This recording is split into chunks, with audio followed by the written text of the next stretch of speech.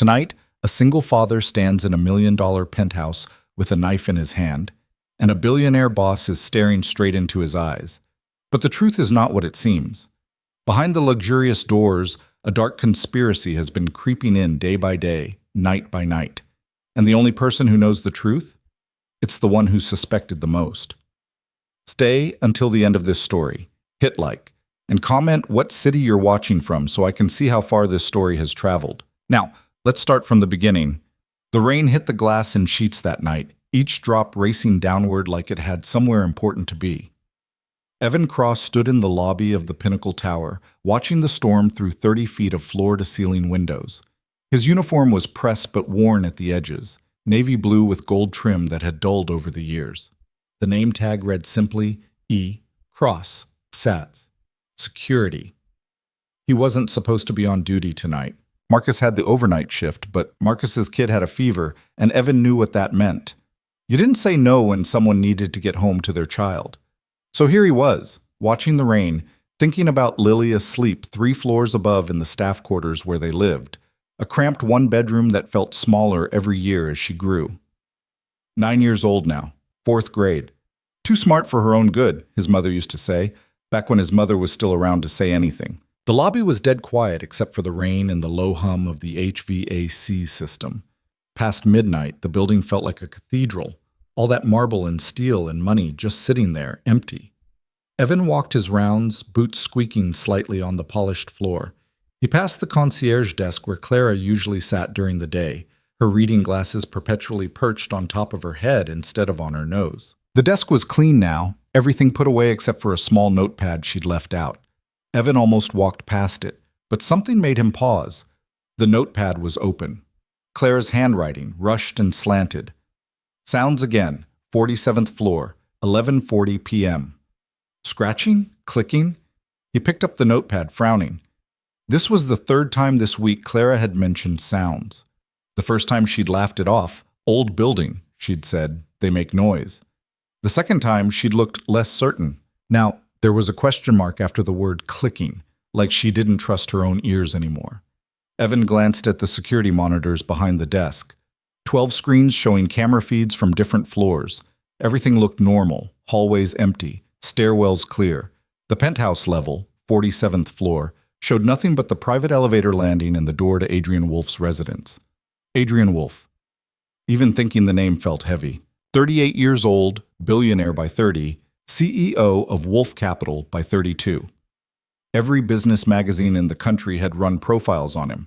The Wolf of Wall Street's younger, colder brother, one headline had called him. Evan had only spoken to the man twice in 3 years. Both times Adrian had looked through him like he was part of the furniture. Which was fine. Evan wasn't here to make friends with billionaires. He was here to keep the building safe and keep a roof over his daughter's head. He set the notepad down and checked his watch. 12:47 a.m. The 47th floor had been quiet for hours. Adrian was in Singapore for some tech conference, wasn't due back until Friday. The penthouse should be empty. Should be. Evan picked up his radio. Cross to base. Static, then a crackle. Base here. It was Jimmy in the basement security office, probably half asleep with his feet up. You seen anything unusual on 47? 47? Nah, man, dead zone all night. Why? Clara's been hearing sounds up there. A pause. Clara hears lots of things. Last month she thought someone was living in the HVAC ducts. Yeah, I remember. Evan clicked off the radio. Jimmy wasn't wrong. Clara did have an active imagination, but she was also the house manager, been working here 15 years before Evan even got hired. She knew this building better than anyone. He made his decision quickly, the way he'd learned to do in the service. Don't overthink it. Trust your gut. Go check it out. The service elevator took forever. Evan watched the floor numbers tick upward, listening to the cables groan. 34th floor, 39th, 42nd. The building was residential above the 30th floor, luxury condos that cost more than most people made in a lifetime. He'd been inside exactly 3 of them. Once, to help Mrs. Chen on the 38th floor when her cat got stuck behind her refrigerator, once to investigate a water leak on 41, and once to deliver a package to the penthouse when Adrian's assistant couldn't be bothered to come down. The penthouse. Evan had spent maybe 10 minutes inside that place, and it had felt like stepping onto a movie set. Everything white and chrome and sharp angles. Art on the walls that probably cost six figures. Windows everywhere, so you felt like you were floating above the city. The elevator chimed. 47th floor. The doors opened onto a private landing. Cream-colored walls, a single door at the end of a short hallway, a potted fern that looked too perfect to be real. Recessed lighting cast everything in a warm glow that probably cost a fortune to design. Evan stepped out, listening. Nothing. He walked toward the penthouse door, his hand resting on the radio at his hip. The hallway was silent except for his footsteps and the faint whistle of air through the building's ventilation. He stopped in front of the door and heard it. A sound. Faint. Rhythmic. Like tapping? Evan leaned closer to the door. The sound was definitely coming from inside. Not tapping, more like clicking. Mechanical. Precise. His heart kicked up a notch. He pulled out his radio. Cross to base. Go ahead. I'm at the penthouse, getting audible confirmation of activity inside. Say again? The penthouse is supposed to be empty. I know what it's supposed to be, Jimmy. Evan kept his voice low. I'm hearing mechanical sounds. Possible intruder. A longer pause this time. You want me to call it in? Evan thought about it. Call it in and they'd send police, maybe SWAT, depending on who was working dispatch tonight. A dozen guys with rifles storming into a billionaire's home because the security guard heard a funny noise. If it turned out to be nothing, a timer, a smart device, whatever rich people had running in their homes, Evan would look like an idiot. Worse, he'd probably get fired. But if it was something... Give me 5 minutes, Evan said. I'm going to verify before we escalate. Cross, you sure that's... 5 minutes, Jimmy. I'll check in. He clicked off before Jimmy could argue. Then he pulled out his keys. Building security had master access to every unit for emergencies. The penthouse was no exception, though using the key without authorization was technically grounds for termination. But Evan had been a soldier before he was a security guard, and soldiers learned early. Better to ask forgiveness than permission. The key slid in smooth. The lock clicked open. Evan pushed the door inward slowly, every sense on alert.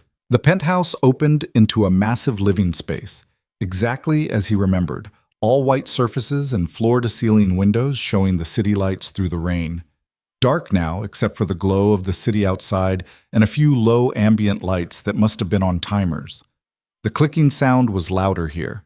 It was coming from somewhere deeper in the penthouse, maybe the study or one of the back rooms. Evan stepped inside, closing the door quietly behind him. His right hand moved to his belt, where he carried a flashlight and pepper spray. No gun. Building policy, though in moments like this he missed the weight of his service weapon. He moved through the living room, passing a couch that probably cost more than his car, a glass coffee table with art books stacked precisely, a bar cart with bottles of liquor he couldn't pronounce.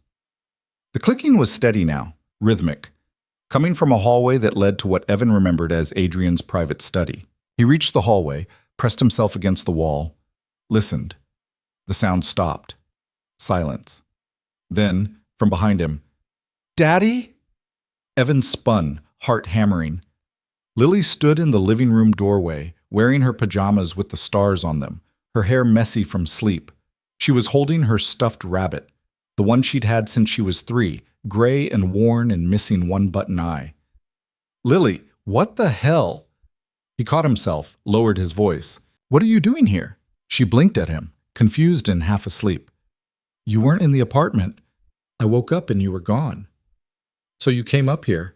He crossed to her quickly, keeping his voice to a harsh whisper. "How did you even get up here?" "I saw which floor you went to on the elevator thingy." She yawned. "The screen in the security room. I wanted to make sure you were okay." "Lily, this is..." He stopped. This was exactly the kind of thing Lily did. Smart, curious, worried about her dad, and completely unable to follow rules when she thought something was wrong. "You can't be here, sweetheart. This is someone's home." "But it's empty." She looked around the penthouse, eyes wide. "Wow, this is really nice. Is this where that mean guy lives?" "He's not mean, he's just..." Evan didn't finish. Adrian Wolfe had walked past Lily exactly once in the lobby and hadn't acknowledged her existence. Lily had decided on the spot that he was mean. Never mind, we need to go, right now. That's when the lights came on. Every light in the penthouse blazed to life at once. Overheads, sconces, accent lighting. The sudden brightness was blinding after the darkness. Evan grabbed Lily's shoulder, pulling her behind him instinctively. And then he saw Adrian Wolfe standing in the hallway, wearing a suit despite the late hour, his face carved from ice. "Interesting," Adrian said quietly. His voice was flat, controlled, but something dangerous moved underneath it. "I leave town for 3 days, and I come home to find the building security guard inside my home, with a child, after midnight." Evan's mouth went dry. "Mr. Wolfe, I can explain. Can you?" Adrian took a step forward. His eyes flicked to Lily, then back to Evan. "Because from where I'm standing, this looks like breaking and entering, possibly something worse. What's that in your hand?" Evan looked down. In his right hand, he was still holding his tactical knife, the one he carried on his belt, the one he'd pulled out automatically when he'd heard the clicking sound. The blade wasn't open, but the handle was visible, black polymer grip catching the light. "I was investigating a sound," Evan said, forcing himself to stay calm. "Clara reported—" "Clara." Adrian's voice got even colder. "The house manager who you've been spending a lot of time with lately. I've noticed." "What?" Evan stared at him. "Mr. Wolfe, I don't know what you think is happening here, but I think you used your access to enter my home without permission. I think you brought your daughter with you, and I think you're holding a weapon in my living room." Adrian pulled out his phone. "I'm calling the police." "No, wait." Evan held up his hands, the knife still in one. "Just let me explain. Clara's been hearing sounds up here for days, clicking, scratching, something mechanical. I came up to investigate. That's all. I didn't know you were back. I changed my flight." Adrian's thumb hovered over his phone. "I got in an hour ago. I've been in my bedroom dealing with emails, and then I heard voices in my living room. You're lucky I didn't have you shot." The words hung in the air like smoke. Lily pressed closer to Evan's leg, and he could feel her trembling. "Daddy didn't do anything wrong," Lily said suddenly, her voice small but firm. "He was protecting you. He always protects people. That's his job." Adrian looked at her for a long moment. Something flickered across his face. Surprise, maybe, or confusion. Then it was gone, replaced by that same cold mask. "Your father entered my home illegally. That's not protection. That's a crime." "Mr. Wolfe, please." Evan's voice was steady, but inside he was falling. This was bad. This was career-ending bad. "I understand how this looks, but I've worked here for 3 years. I've never given you any reason not to trust me. If there's been a misunderstanding, we can clear it up. Just, please don't do this in front of my daughter." For a second, just 1 second, Adrian hesitated. His eyes moved to Lily again, standing there in her star pajamas, hugging her rabbit, looking up at him with the kind of fearless honesty only 9-year-olds could manage. Then he made his call. "This is Adrian Wolfe at the Pinnacle Tower, penthouse level. I need police immediately. I have an intruder in my home." 20 minutes later, Evan was sitting on Adrian's pristine white couch with 2 police officers standing over him. Lily sat next to him, silent now, still clutching her rabbit. Clara had been called up. She'd arrived in her bathrobe, hair in curlers, looking horrified. She stood near the kitchen, wringing her hands. "I told him about the sounds," Clara kept saying to anyone who would listen. "I wrote them down in my notepad. This is my fault. I should have—" "Ma'am, please." One of the officers, a young guy with a military haircut, held up a hand. "We'll get your statement in a minute." Adrian sat in an armchair across from Evan, perfectly composed, his suit jacket unbuttoned but still immaculate. He hadn't looked at Lily once since the police arrived. His attention was fixed entirely on Evan, studying him the way you might study a problem that needed solving. "Let me get this straight," the older officer said, flipping through his notepad. "You used your master key to enter Mr. Wolfe's residence without permission?" "I had reason to believe there might be an intruder," Evan said, "based on the house manager's reports of unusual sounds. And you brought your daughter." "I didn't bring her. She followed me. She shouldn't have been here." "But she was here." The officer wrote something down. With you, inside a private residence at 12:30 in the morning. I was protecting the building, Evan said. That's my job. Your job is to call the police when you suspect a crime, not to investigate it yourself. The officer glanced at Adrian. Mr. Wolf, do you want to press charges? The room went silent. Clara made a small noise that might have been a sob. Lily's hand found Evan's and squeezed hard. Adrian leaned back in his chair, fingers steepled. I want to know what you were really doing in my home, Mr. Cross. I told you. You told me a story about sounds in the walls. Convenient, given that I wasn't supposed to be here. What were you actually looking for? Evan stared at him. You think I was robbing you? I think you're a single father working a low-wage job in a building full of people who have more money than you'll see in your lifetime. I think that might create certain temptations. The words hit like a physical blow. Evan felt Lily tense beside him. He wanted to stand up, wanted to defend himself, wanted to tell Adrian Wolf exactly what he thought of people who saw everyone else as potential thieves. But he didn't, because he had a daughter to think about and a job to lose, and pride was a luxury he couldn't afford. I wasn't stealing anything, Evan said quietly. Search me. Search my daughter. Check the security footage. I came straight up here from the lobby. Adrian studied him for another long moment. Then he looked at the older officer. Check the footage. The officer nodded and spoke into his radio. They waited. 5 minutes that felt like 5 hours. Lily leaned her head against Evan's arm, and he could feel her exhaustion mixing with his fear. The radio crackled. Footage confirms subject entered via service elevator at 12:43 a.m., proceeded directly to penthouse level. No stops, no deviation. Minor subject appears on camera approximately 2 minutes later, following same route. The younger officer looked at Adrian. Security footage backs up his story, Mr. Wolf. Of course it does. Adrian's voice held no relief, no acknowledgement. Because that's what someone would do if they'd planned this carefully. Come up to investigate, establish a pattern of legitimate access, then what? Evan couldn't keep quiet anymore. What exactly do you think I was planning? To steal from you, to hurt you? What? I don't know, Adrian said, but I find it very interesting that you've been spending significant time with my house manager recently. Clara, how many times has Mr. Cross spoken to you this week? Clara's face went pale.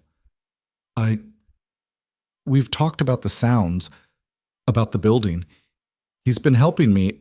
Helping you with what? With feeling safe. Clara's voice broke. Mr. Wolf, I know this looks bad, but Evan is a good man. He wouldn't. Everyone's a good man until they're not. Adrian stood. Officers, I want him removed from the building, immediately, and I want his employment terminated. Evan felt the world tilt. Mr. Wolf, please. My daughter and I live here. We don't have anywhere else. You should have thought about that before you entered my home without permission. I had permission. Evan's voice rose despite himself. I have master access for emergencies. That's building policy. And was this an emergency? I thought it might be. Based on what? Sounds that no one else heard? Sounds that Clara... Adrian paused, something crossing his face. Sounds that Clara reported to you specifically? The implication hung in the air like poison. Clara made a strangled sound. What are you suggesting? I'm suggesting, Adrian said slowly, that perhaps these sounds were fabricated, a reason for Mr. Cross to access my home when I wasn't here. A reason established over several days to make it seem legitimate. That's insane, Evan said. Why would I? That's what I'd like to know. Why would you? Adrian turned to the officers. I want them both investigated, her and him. There's something happening here, and I want to know what it is. The older officer looked uncomfortable. Mr. Wolf, without evidence of an actual crime, he broke into my home. He used his authorized access to investigate a potential security threat. That's not technically breaking and entering. Then trespassing. Again, sir, his employment gives him certain access rights. Fine. Adrian's voice cut like a blade. I want him off my property. I don't care what you charge him with or don't charge him with. I want him gone. And I want an investigation into whether he and Clara have been colluding to gain unauthorized access to residents' homes. Clara started crying. Evan closed his eyes. This was spiraling out of control, getting worse with every word, and there was nothing he could do to stop it. The truth didn't matter. The security footage didn't matter. All that mattered was Adrian Wolf's suspicion and Adrian Wolf's power. "Daddy?" Lily's voice was very small. "Are we in trouble?" Evan opened his eyes and looked down at his daughter. She was scared, really scared, in a way he'd tried to shield her from her entire life. Since her mother left when she was 2, since his discharge from the service, since they'd scraped by on minimum wage and hope. He'd always told her they'd be okay. He'd always told her hard work and honesty were enough. He'd been wrong. "No, sweetheart," he lied. "We're going to be fine." But as the officers escorted them out of the penthouse, past Adrian Wolf's cold stare and Clara's tears, past the pristine white surfaces and million-dollar windows, Evan knew the truth. Nothing was going to be fine. Nothing was going to be fine ever again. By morning, the whole building knew. Evan sat in the small security office in the basement, waiting for the building manager to arrive and officially fire him. Jimmy was there, looking uncomfortable, not meeting Evan's eyes. The day shift guys had come in and heard the story. Security guard caught in the penthouse. Daughter with him. Police called. The rumors were already spreading. Some versions had Evan carrying a gun. Others had him stealing jewelry. One person swore he'd been caught trying to hack into Adrian Wolf's computer. None of them were asking Evan's side of the story. Lily was upstairs in their apartment with Mrs. Chen from 38, the nice lady with the cat. Evan had called her at 6 in the morning, apologizing, begging for help. Mrs. Chen had agreed immediately, bless her. But Evan knew it was only a matter of time before even the nice people in the building started keeping their distance. That's what happened when you got labeled a threat. People protected themselves first. The door opened. Robert Chen, no relation to Mrs. Chen, walked in carrying a manila folder. He was the building manager, a thin man in his 50s who always looked vaguely irritated. This morning, he looked more irritated than usual.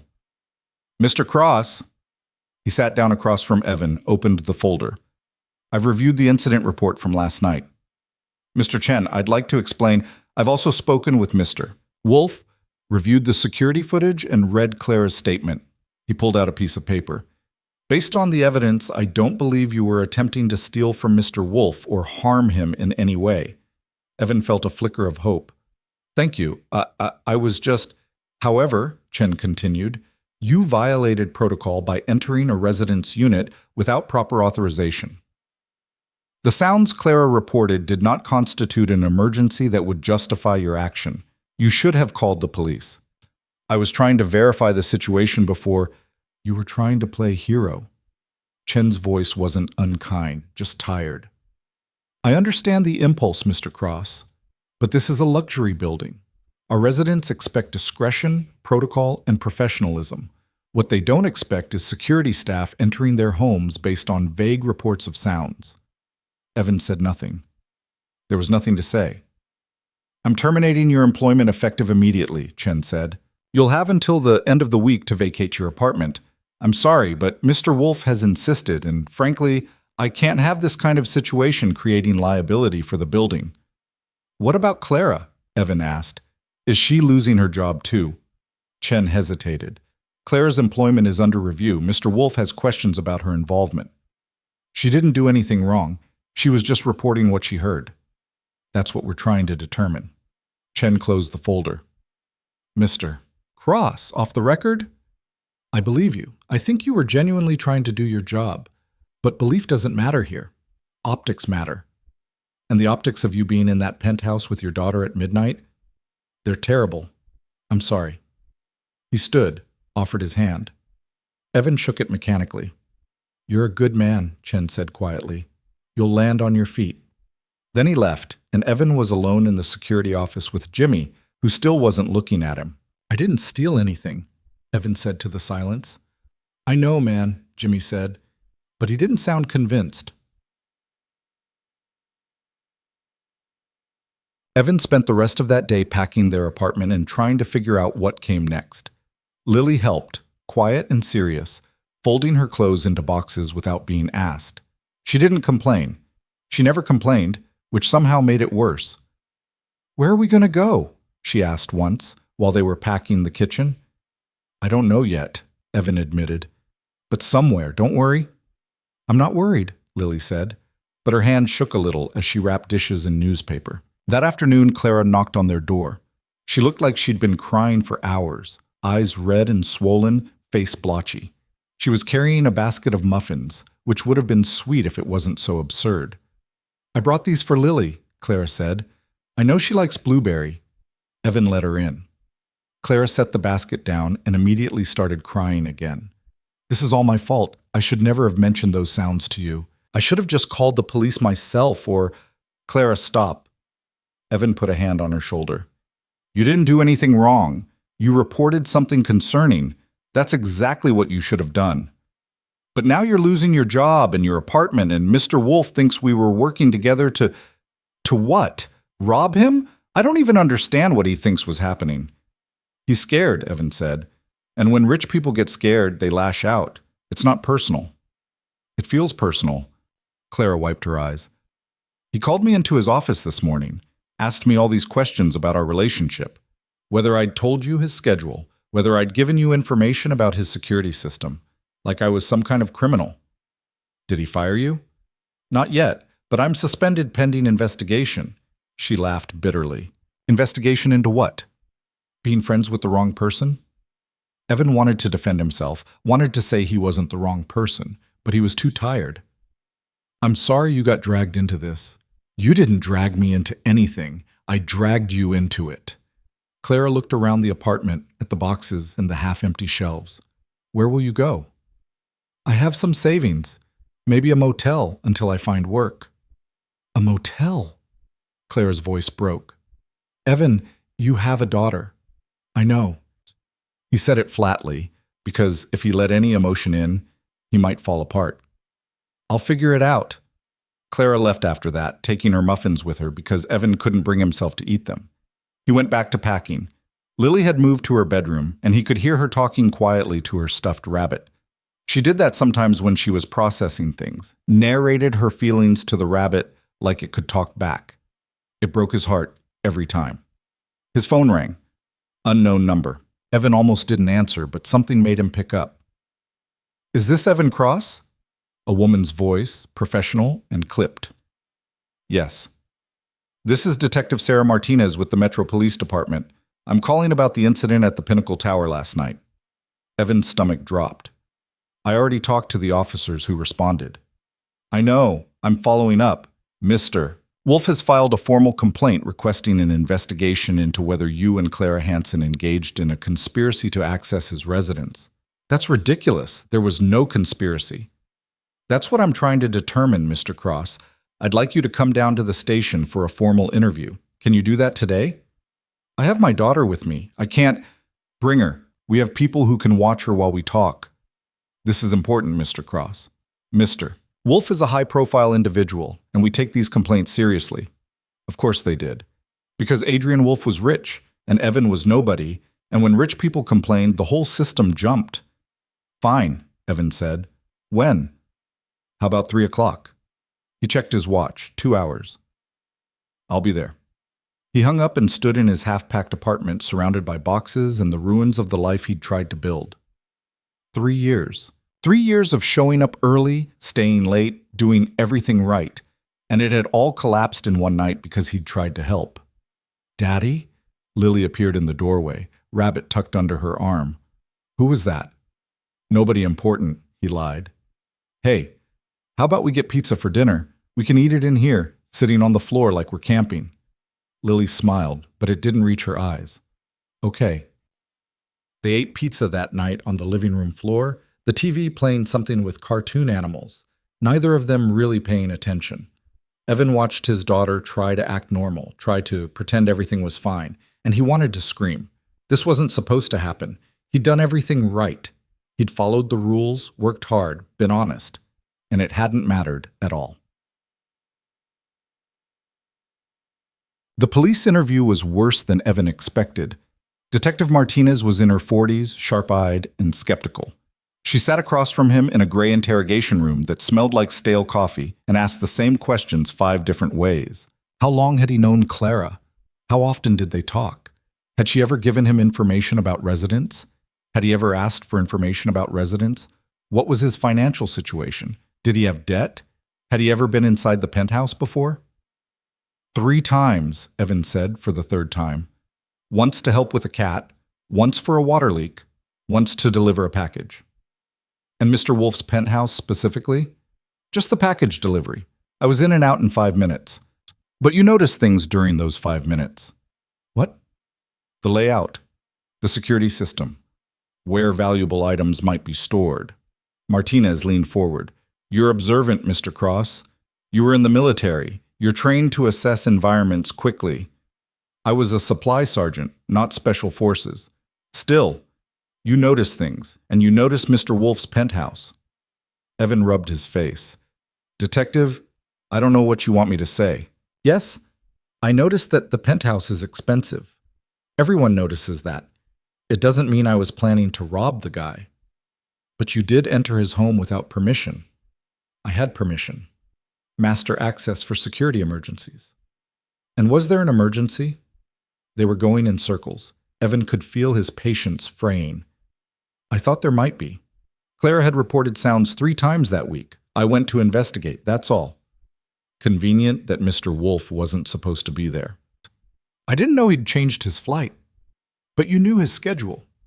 Everyone in the building knows his schedule. It's not a secret. Martinez made a note. Tell me about your relationship with Clara Hansen. There is no relationship. We're co-workers. She reports maintenance issues. I follow up on security concerns. You never socialized outside of work? No. Never had coffee together? Lunch? Drinks after shifts? No. Detective, what are you getting at? I'm trying to understand why Mr. Wolf thinks you two were working together. Because he's paranoid. The words came out harder than Evan intended. Because he's rich, and he thinks everyone is trying to take from him. Because he'd rather believe in a conspiracy than admit that maybe, just maybe, there actually was something wrong in his apartment. Martinez's expression didn't change. Something wrong? The sounds Clara heard, the clicking. Did you hear clicking when you were in the penthouse? Yes, before Mr. Wolf turned on the lights. And what do you think caused it? Evan hesitated. I don't know. I didn't get a chance to investigate. Because your daughter appeared. Yes. Why was your daughter there, Mr. Cross? I told the responding officers. She woke up, saw I was gone, followed me. She was worried about me. 9 years old, and she tracked you through the building in the middle of the night? Martinez's skepticism was plain. That's quite resourceful. She's a smart kid. Clearly. Martinez closed her folder. Mr. Cross, I'm going to be honest with you. I don't think you were trying to rob Adrian Wolf. I think you're exactly what you appear to be. A single dad trying to do his job. But Mr. Wolf is convinced there's more to this story. And when someone with his resources and connections is convinced of something, they tend to get what they want. Evan's blood ran cold. What does that mean? It means I'm keeping this case open. It means you should be very careful about your next steps. And it means you should probably get a lawyer. She stood. We'll be in touch. That night, Evan couldn't sleep. He lay in bed, staring at the ceiling, listening to the building settle around him. In 2 days, they'd have to leave. He'd found a motel near Lily's school, cheap, depressing, but it would do temporarily. He'd called his old army buddy Derek, who'd said maybe there was a construction job opening up. Not security work, and the pay was worse. But it was something. But none of that addressed the real problem. The real problem was that Adrian Wolf thought Evan was a criminal, and the police were investigating, and even if nothing came of it legally, the stain would follow him. Future employers would ask why he'd been fired. Future landlords would see the eviction on his record. Future everything would be harder, dirtier, more complicated. All because he'd tried to do the right thing. Around 3 a.m, Evan got up and went to the window. His apartment faced an alley. No view, no natural light, nothing like the floor-to-ceiling windows in Adrian's penthouse. But it had been home. Small, cramped, not much, but home. And now it was being taken away. He thought about Clara, suspended and probably about to be fired. He thought about Lily, scared and trying not to show it. He thought about Adrian Wolf in his perfect penthouse, with his perfect life. so certain that everyone was a threat, so convinced of his own righteousness. And then Evan thought about the clicking sound, because he had heard it. It wasn't his imagination, wasn't Clara making things up. There had been a real mechanical clicking coming from somewhere inside that penthouse. What if Clara was right? What if there was something wrong? The thought nagged at him. Not because it changed anything. He was still fired, still being investigated, still screwed in every way that mattered. But because he was a security guard, and security guards didn't let go of things easily. You notice patterns, inconsistencies, things that didn't fit. Like why Adrian Wolfe had come home early. Like why he'd been in his bedroom dealing with emails at 1 a.m. instead of sleeping off jet lag. Like why he'd been so quick to assume the worst, so eager to destroy Evan and Clara's lives, so defensive about his precious penthouse. Evan stood at the window, watching the alley slowly lighten with the approaching dawn, and felt something shift in his mind. Maybe he was wrong. Probably he was wrong, but maybe, just maybe, there was more happening here than he understood. Maybe those sounds Clara heard weren't random. Maybe they were evidence of something. And maybe, if Evan could figure out what, he could save more than just his own reputation. It was a thin thread of hope.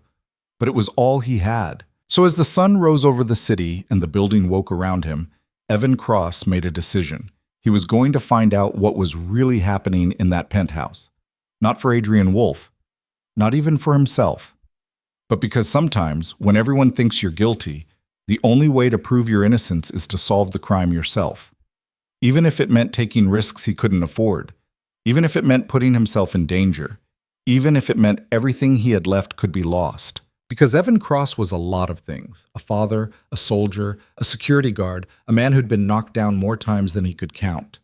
But he wasn't a liar. He wasn't a thief. And he sure as hell wasn't going to let someone else write the ending to his story. Not without a fight. The first thing Evan did was call Derek. They'd served together in Afghanistan. Different units, but their paths crossed enough times that when they both got out, they'd stayed in touch. Derek worked construction now, made decent money, had a wife and 2 kids in the suburbs. He was also the kind of guy who didn't ask too many questions when you needed help. You need what? Derek's voice was skeptical over the phone. Access to building surveillance footage, Evan said, from the Pinnacle Tower, specifically the penthouse level for the past 2 weeks. Evan, you just got fired from that place. Why would you? Because something's not right. Those sounds Clara heard? They were real. I heard them myself. So what? You're not a cop. You're not even security anymore. I know. Evan was pacing his apartment, stepping over boxes. Lily was at school, which gave him a few hours. But if I can prove there was actually something wrong in that penthouse, maybe I can clear my name. Maybe Clara keeps her job. Maybe we don't end up homeless. Derek was quiet for a moment. What do you need me to do? You still know that guy from your building? The one who does IT work? Marcus? Yeah, why? Does he know anything about security systems? Another pause. Evan, what are you planning? Nothing illegal. I just need to understand what kind of surveillance equipment would make a clicking sound. Something small, hidden, professional grade. You think someone bugged Wolfe's penthouse? It sounded crazy when Derek said it out loud. But Evan had been thinking about it all morning, turning it over in his mind like a puzzle. I think someone's been watching him, and I think whoever it is has access to the building. Maybe works there, maybe lives there. I don't know yet. And if you're wrong, then I'm wrong. But if I'm right, Evan stopped pacing. If I'm right, then Adrian Wolfe owes me an apology, and a lot more than that. Derek sighed. I'll call Marcus, no promises. That's all I need. They hung up. Evan looked around his apartment, half packed, half lived in, caught between 2 states of being. He had 48 hours left here. 48 hours to figure this out or accept defeat. He chose not to accept defeat. His phone buzzed. A text from Clara. Can we talk? I found something. Evan texted back immediately. Where? Coffee shop on 5th. 30 minutes. He grabbed his jacket and headed out. Clara was already there when Evan arrived, sitting in a corner booth with an untouched latte in front of her. She looked worse than yesterday, hair pulled back messily, no makeup, wearing sweatpants like she'd given up on everything. When she saw Evan, she waved him over urgently. I shouldn't be here, she said as soon as he sat down. They told me not to contact you during the investigation. Who told you that? Mr. Wolf's lawyer. He called this morning. Said any communication between us could be seen as collusion. She laughed without humor. Collusion? Like we're criminals. What did you find? Clara pulled out her phone, glanced around to make sure no one was watching, then showed him a photograph. It was a close-up of something small and metallic, maybe the size of a quarter, with a tiny lens in the center. What is that? Evan asked.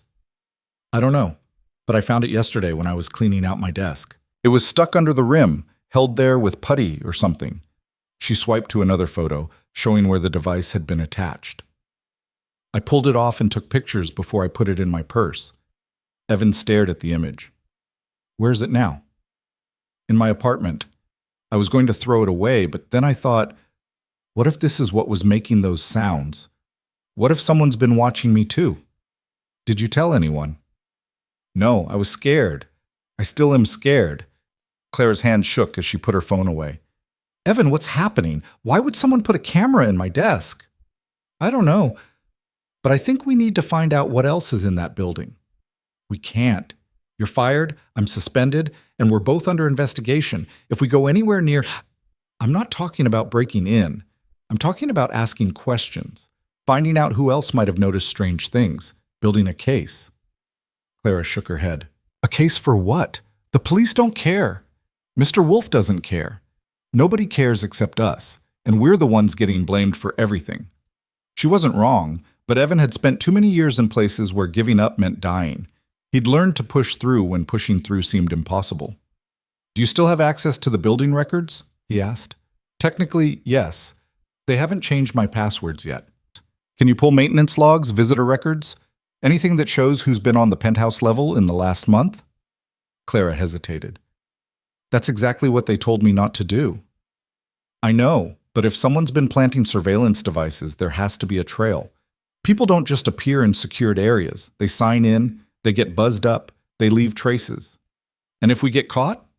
We're already caught, Clara. We're already losing everything. At this point, what's the worst that can happen? She looked at him for a long moment, then pulled her laptop out of her bag. I'll check when I get home. If I find anything, I'll send it to you. But Evan, if this goes bad, if we're wrong about all of this, I can't afford to lose my job. I have 2 kids in college. I have a mortgage. I can't... I know, Evan said quietly. And if you want to stop now, I understand. This is my fight, not yours. It became my fight the second he accused me of being a criminal. Clara's voice hardened. I've worked at that building for 15 years. 15 years of perfect evaluations, never a complaint, never a single issue. And he's willing to throw me away because you heard a noise? No. I want answers too. She closed her laptop and stood. I'll send you what I find. Be careful, Evan. After she left, Evan sat alone with his coffee, thinking. A surveillance device in Clara's desk. Clicking sounds in the penthouse. Adrian Wolf coming home early, nervous and defensive. It was starting to form a picture, but the picture was still blurry, missing pieces. His phone rang. Derek. Marcus can meet you tonight, Derek said. 7 o'clock at the brewery on 8th Street. He'll look at your photos, tell you what he thinks. But Evan? He says if this is something serious, like corporate espionage or whatever, he can't get involved beyond giving you information. He's got a family. I understand, thank you. You sure about this? No, Evan admitted, but I'm doing it anyway. What? Lily asked questions that night over dinner, leftover pizza reheated in the microwave because Evan hadn't had time to cook. Are we really moving to a motel? She picked at her crust, not eating. Just for a little while, until I find us something better. Will I have to change schools? No, we'll stay in the district, I promise. What about Mrs. Chen and Clara? Will we still see them? Evan didn't know how to answer that.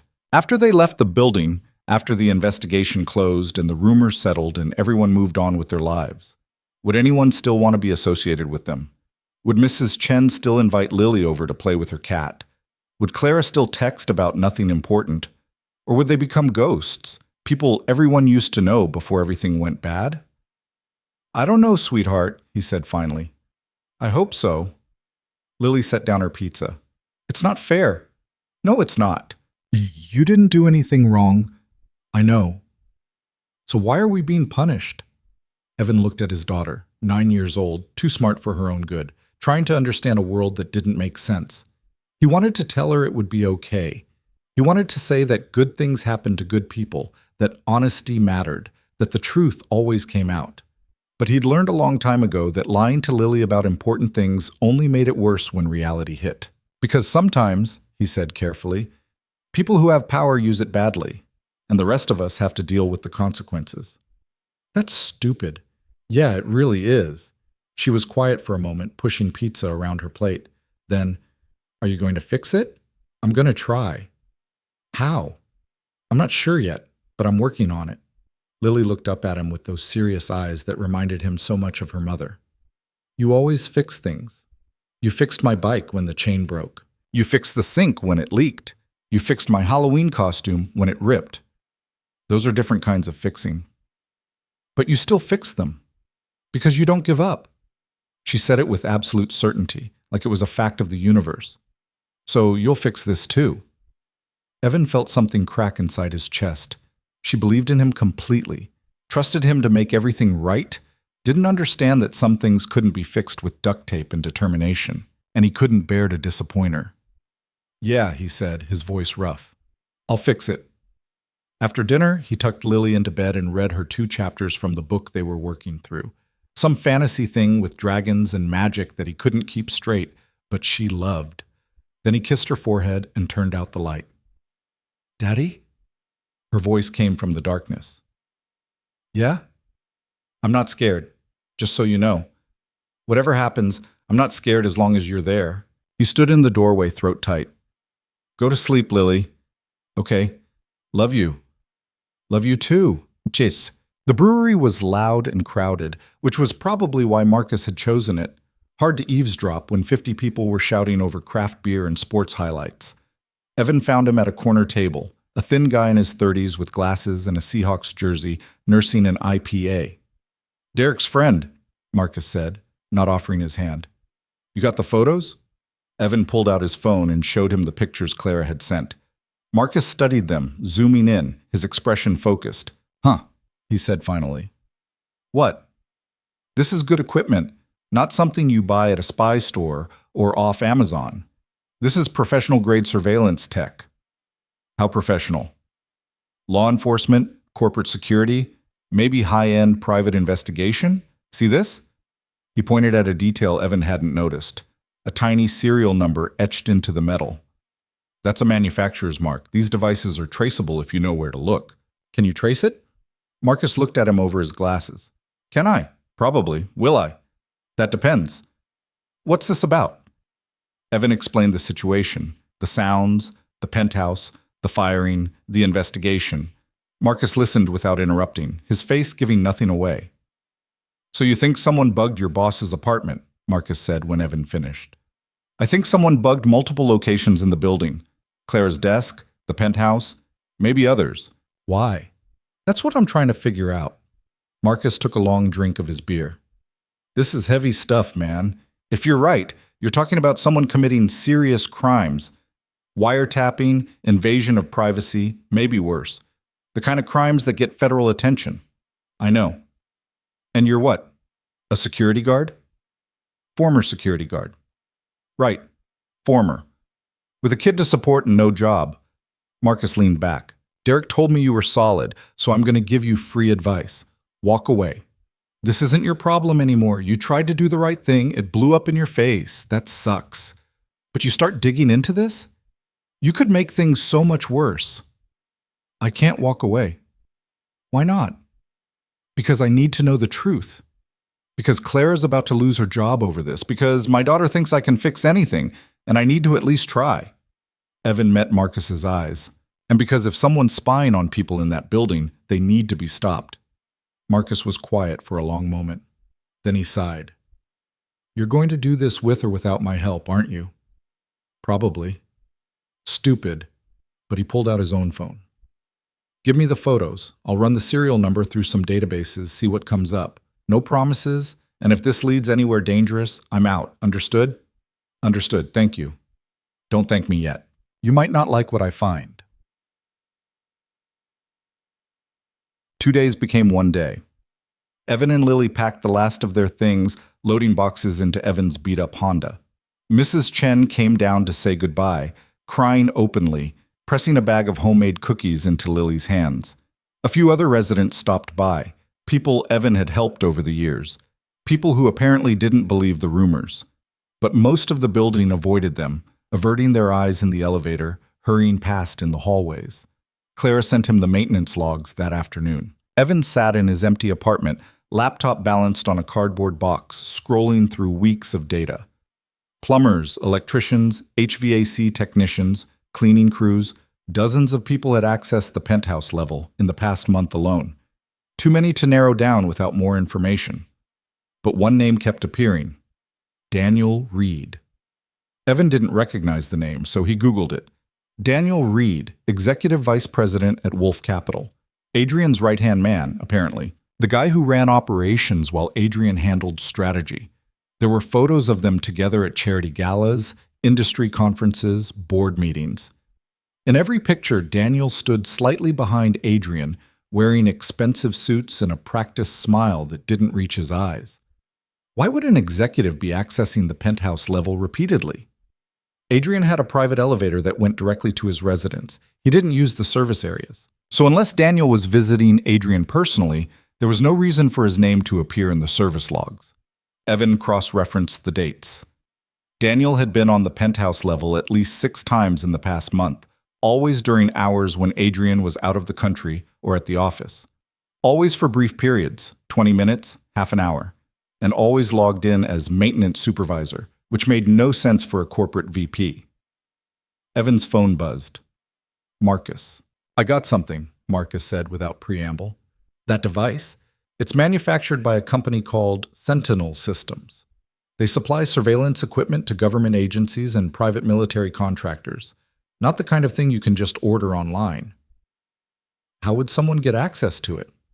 Contracts, connections, money, someone with the right clearances or the right friends. I dug a little deeper, don't ask me how. And that serial number? It was part of a batch sold to a private security firm called Apex Solutions about 8 months ago. Evan wrote down the name. What do they do? Corporate security, executive protection, counter-surveillance, high-end stuff for high-end clients, the kind of firm that costs 6 figures just to consult with. Did you find out who purchased the equipment specifically? No, that information's locked down tight. But here's the interesting part. Apex Solutions has an office in the city, same building as Wolf Capital. Evan felt something click. Same building. Could be coincidence. Could be they do work for Wolf's company, or could be someone inside Wolf's company has access to their equipment. I can't tell you which without more information. Thank you, Marcus. Seriously. Be careful with this, man. People who can afford Sentinel Systems equipment, they're not playing around. After Marcus hung up, Evan sat staring at his laptop screen, at Daniel Reed's smiling face in a press photo. An executive with access to professional surveillance equipment. An executive who'd been sneaking onto the penthouse level during Adrian's absences. An executive who stood to gain what? What would Daniel Reed gain from spying on his own boss? Evan needed more information. He needed to know what was on those devices, what they'd recorded, what Daniel was looking for. But the only way to get that information was to find more devices, and the only way to find more devices was to search the penthouse, which he couldn't do. Because he was fired, banned from the building, under investigation. Going anywhere near that penthouse would be illegal, stupid, career-ending. But if he didn't, the truth would stay buried. Clara would lose her job. Evan would stay branded as a criminal. And whoever was spying on Adrian Wolf would keep doing it. Consequences be damned. Evan looked around his empty apartment one last time. They were leaving tomorrow morning, moving to that depressing motel with the flickering neon sign, starting over from nothing. Unless he did something tonight. Unless he took one last risk. His phone rang. Unknown number again. Evan answered. "Mr. Cross, this is Detective Martinez. I need you to come back to the station." Evan's stomach dropped. Why? "We've uncovered some additional information in our investigation. I'd like to discuss it with you." "What kind of information?" "I'd prefer to do this in person. Can you come in tomorrow morning, 9 o'clock? "I'm moving tomorrow. Can we do it another time?" Mr. Cross, this is important. We've found evidence that suggests— She paused. Just come in tomorrow, please. She hung up before he could respond. Evan sat there holding his phone, mind racing.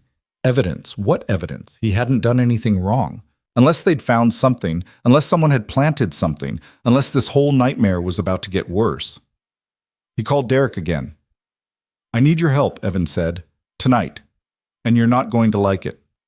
They met at midnight in the parking garage 3 blocks from the Pinnacle Tower. Derek showed up in his work truck, looking tired and concerned. This is insane, Derek said as soon as Evan got in the passenger seat. I know. You could get arrested. Actually arrested, not just investigated. I know. And you're doing it anyway. I have to. Martinez said they found evidence.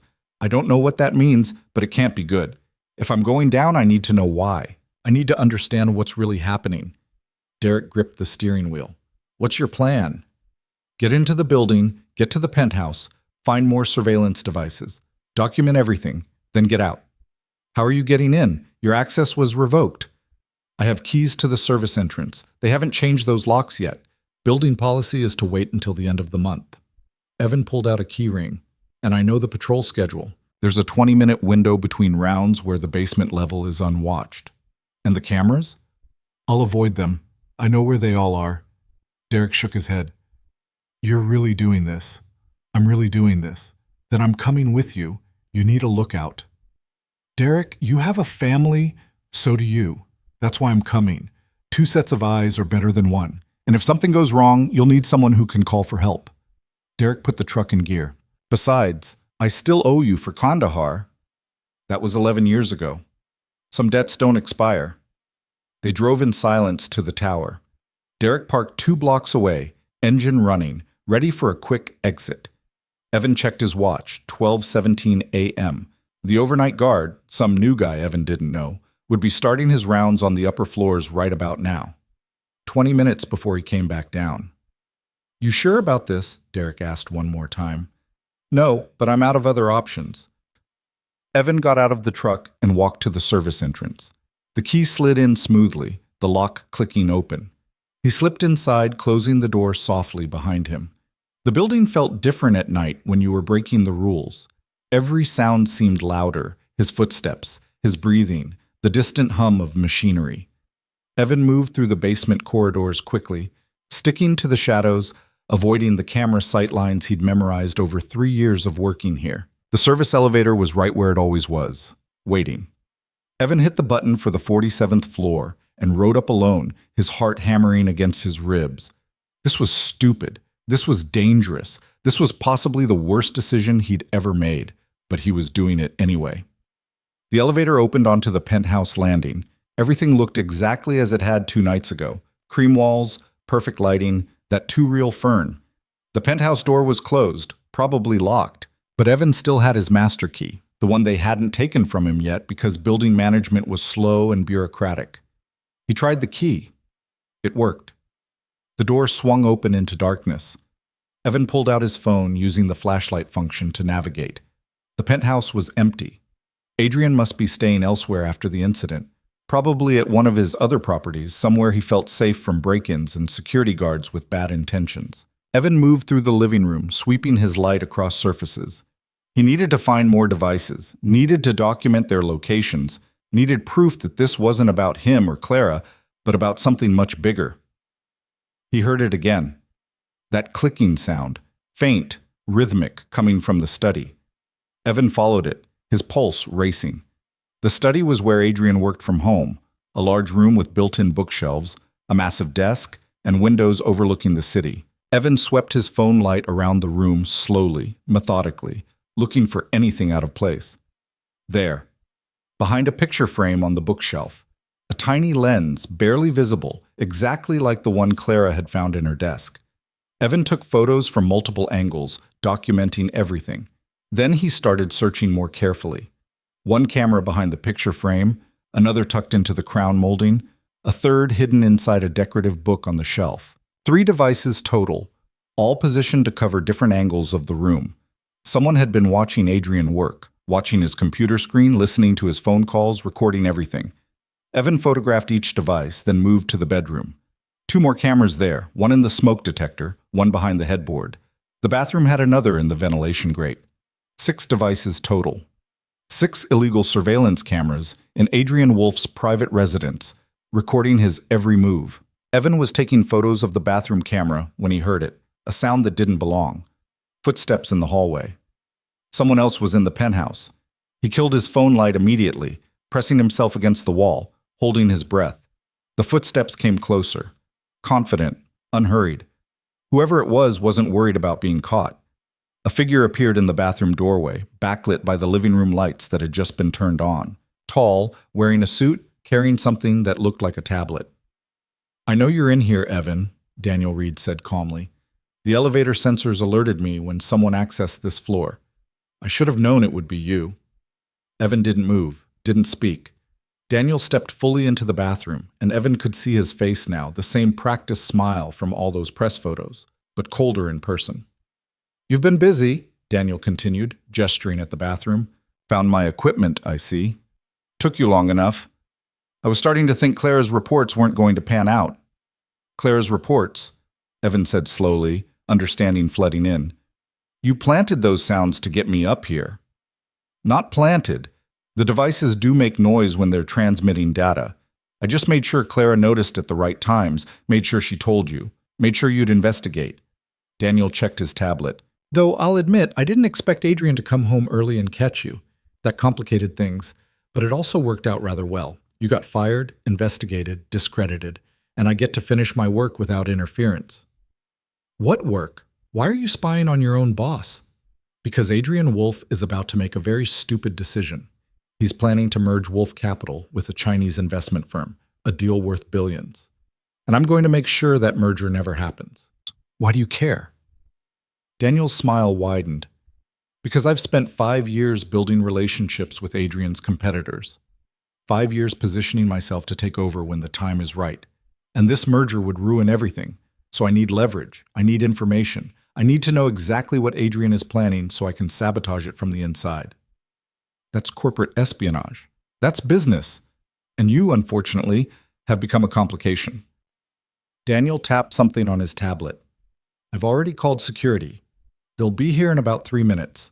And when they find you in Adrian's penthouse again, with your fingerprints all over everything, with photos of surveillance equipment you couldn't possibly have known about unless you were involved, well, the investigation will conclude pretty quickly, I think." Evan's mind raced. 3 minutes. He needed to get out. Needed to get this information to someone. Needed to... His phone buzzed in his pocket. A text from Derek. "Cops pulling up outside. Multiple cars. Get out now." "Too late," Daniel said, watching Evan's face. "They're already here. I'm afraid this is where your story ends, Evan Cross. Former security guard fired for breaking and entering, arrested for corporate espionage. Such a waste." But Daniel had made one mistake. He'd assumed Evan was alone. Evan's phone buzzed again. Another text from Derek. "Back exit clear for 30 seconds. Go." "You're right," Evan said, meeting Daniel's eyes. "This is where it ends. But not for me." Then he moved, fast, the way he'd been trained in the service, the way you moved when seconds mattered. He shoved past Daniel, knocking the tablet from his hands, and ran. Through the bedroom, through the living room, out the penthouse door. Behind him, Daniel was shouting, but Evan didn't stop. He hit the stairwell instead of the elevator. Stairs were slower but harder to trap. He took them 3 at a time, racing downward, his phone clutched in one hand. Evidence. He had evidence. Photos of the devices, Daniel's confession recorded on his phone if he'd been smart enough to hit record, which he had been. Thank everything. Footsteps above him. Security guards probably. Or police. Evan kept running. 43rd floor, 39th, 35th. His legs were burning, his lungs screaming, but he didn't stop. The basement level. Evan burst through the stairwell door and ran for the service exit. The alarm would sound when he opened it, but that didn't matter anymore. Nothing mattered except getting out. He slammed into the exit door, felt it give, stumbled into the alley. Derek's truck was there, engine running. Evan threw himself into the passenger seat. "Drive!" Derek didn't ask questions. He just drove, tires squealing, leaving the Pinnacle Tower behind in a blur of lights and noise. They didn't speak for 5 blocks. 10. Finally, Derek pulled into a 24-hour diner parking lot and killed the engine. What the hell just happened? Derek asked. Evan was still catching his breath. I found who's been spying on Adrian Wolfe, and I found out why. And I have proof. I think. Maybe. If my phone recorded what I think it recorded. He pulled out his phone with shaking hands and found the voice memo app. Hit play. Daniel Reed's voice came through clearly. Because I've spent 5 years building relationships with Adrian's competitors. 5 years positioning myself to take over. Evan stopped the recording, looked at Derek. I have him. I actually have him. So what now? Now I take this to Detective Martinez. Now I clear my name. Now I make sure Daniel Reed pays for what he's done. Derek nodded slowly. You know they're going to come after you hard, right? Daniel's going to say you're lying, that you edited the recording, that you planted the devices yourself. I know, but I have Clara's testimony about the device in her desk. I have Marcus's information about where the equipment came from. I have a recording of Daniel confessing. Evan leaned back against the seat. It might not be enough, but it's something. It's more than I had. They sat in the diner parking lot as dawn started to break over the city. Somewhere out there, police were searching for Evan. Somewhere, Daniel was scrambling to cover his tracks. Somewhere, Adrian Wolfe was about to learn that his most trusted executive had betrayed him. But Evan had the truth. Finally, after everything, he had the truth. And tomorrow, he'd make sure everyone else knew it too. Evan didn't go home that night. Home was boxes stacked in an empty apartment they were supposed to vacate in 6 hours. And going there meant making himself an easy target. Instead, Derek drove them to his house in the suburbs, a ranch-style place with toys scattered in the yard, and a wife who answered the door in a bathrobe, looking confused and worried. Derek, what's going on? Jennifer stood in the doorway, arms crossed. It's 5 a.m. Evan needs a place to crash for a few hours. It's complicated. Complicated how? She looked at Evan, taking in his disheveled appearance, the fear probably still written on his face. Are you in trouble? Yes, Evan said, because there was no point in lying. But I'm trying to fix it. Jennifer studied him for a moment, then stepped aside. Coffee's in the kitchen, guest room's down the hall. And Derek? You're explaining this to me in about 10 minutes. She disappeared upstairs. Derek gave Evan an apologetic look. She's not wrong to be mad. This is a lot.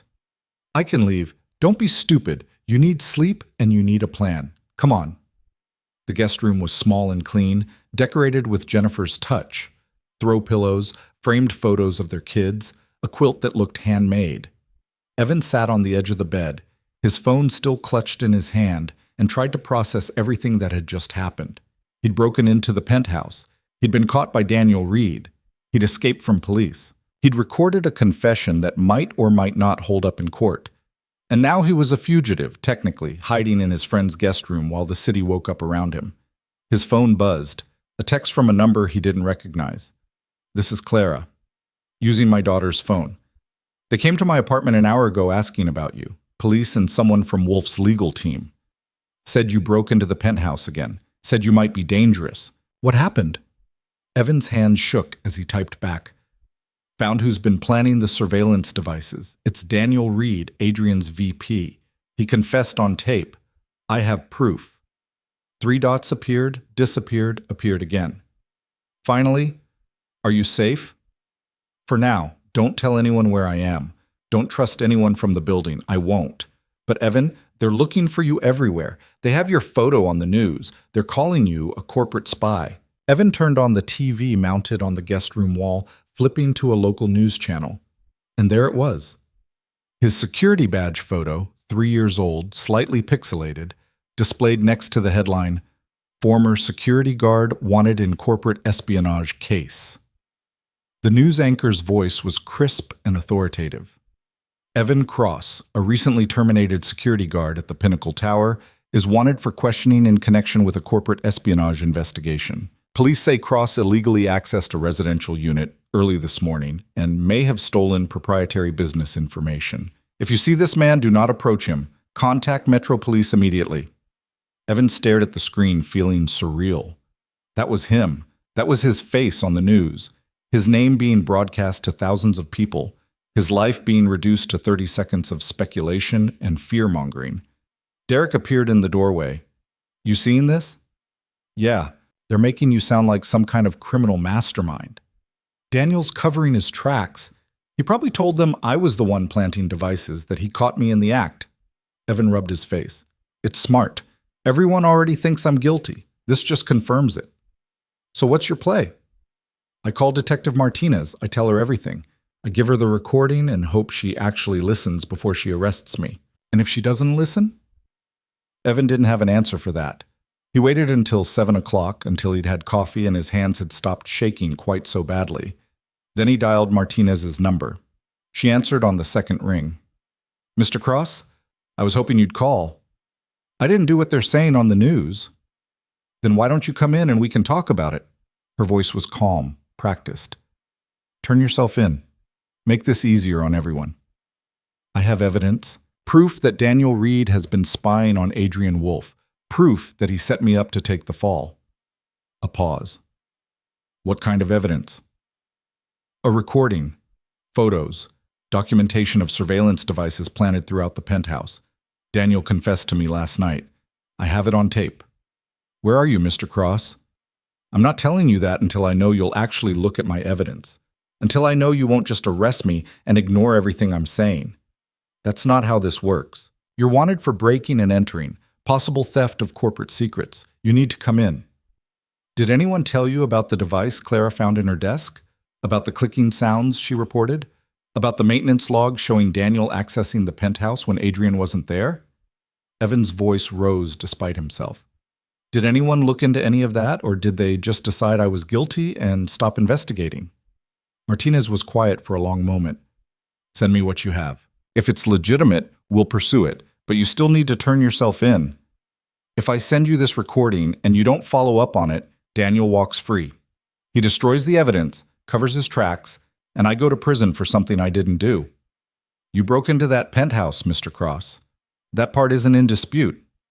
Because I was trying to find the truth. Because no one else was looking.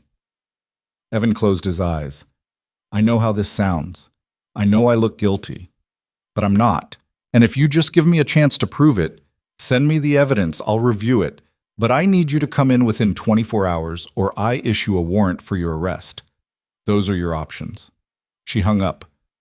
Evan sat holding the phone, Derek watching him from the doorway. She's going to arrest you the second you walk into that station, Derek said. Probably. So why would you go?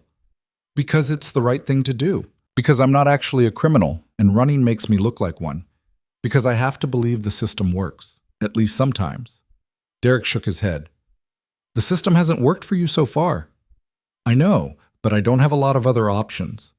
Evan sent the recording to Martinez's email, along with all the photos he'd taken and a detailed explanation of everything he'd found.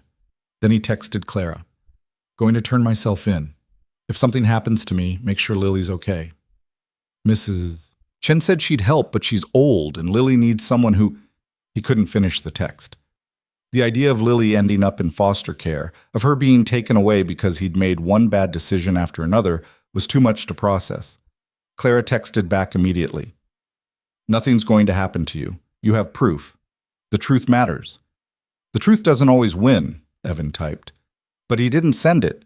Instead, he wrote, Thank you for believing me, always. Derek drove him back into the city around 9 o'clock. They didn't talk much. What was there to say? They both knew how this would probably go. Evan would walk into the police station, they'd arrest him. He'd sit in a cell while lawyers and detectives sorted through evidence that may or may not be admissible in court. Meanwhile, Daniel would be preparing his defense, hiring expensive attorneys, using every resource at his disposal to make sure Evan took the fall. But Evan had fought battles he couldn't win before. He'd stood in deserts on the other side of the world, outgunned and outmanned, and done what needed doing anyway. This wasn't different. Not really. Derek pulled up a block from the police station. You want me to come in with you? No, you've done enough, more than enough. Jennifer's going to want to know how this turns out. Tell her thank you for the coffee and the guest room and not calling the cops on me herself. She wouldn't have done that. She's tough, but she's not heartless. Derek gripped the steering wheel. You're a good man, Evan. Don't let them convince you otherwise. Evan got out of the truck and walked toward the station. The building was blocky and institutional, all concrete and small windows, the kind of place designed to make you feel small. He pushed through the front doors and approached the desk sergeant. I'm Evan Cross. I'm here to see Detective Martinez. The sergeant's expression shifted instantly. Recognition, then caution. Stay right there. He picked up a phone, spoke quietly into it. Within 2 minutes, Martinez appeared from a back hallway, flanked by 2 uniformed officers. She looked tired, like she'd been up all night. When she saw Evan, something in her face softened. Mr. Cross, thank you for coming in. Did you listen to the recording? I did. We need to talk about it. But first, she nodded to the officers. I'm sorry, but I need you to submit to a search and surrender any weapons or contraband. Evan raised his hands. I'm not armed. They searched him anyway, thoroughly and efficiently. Then Martinez gestured down the hallway. This way.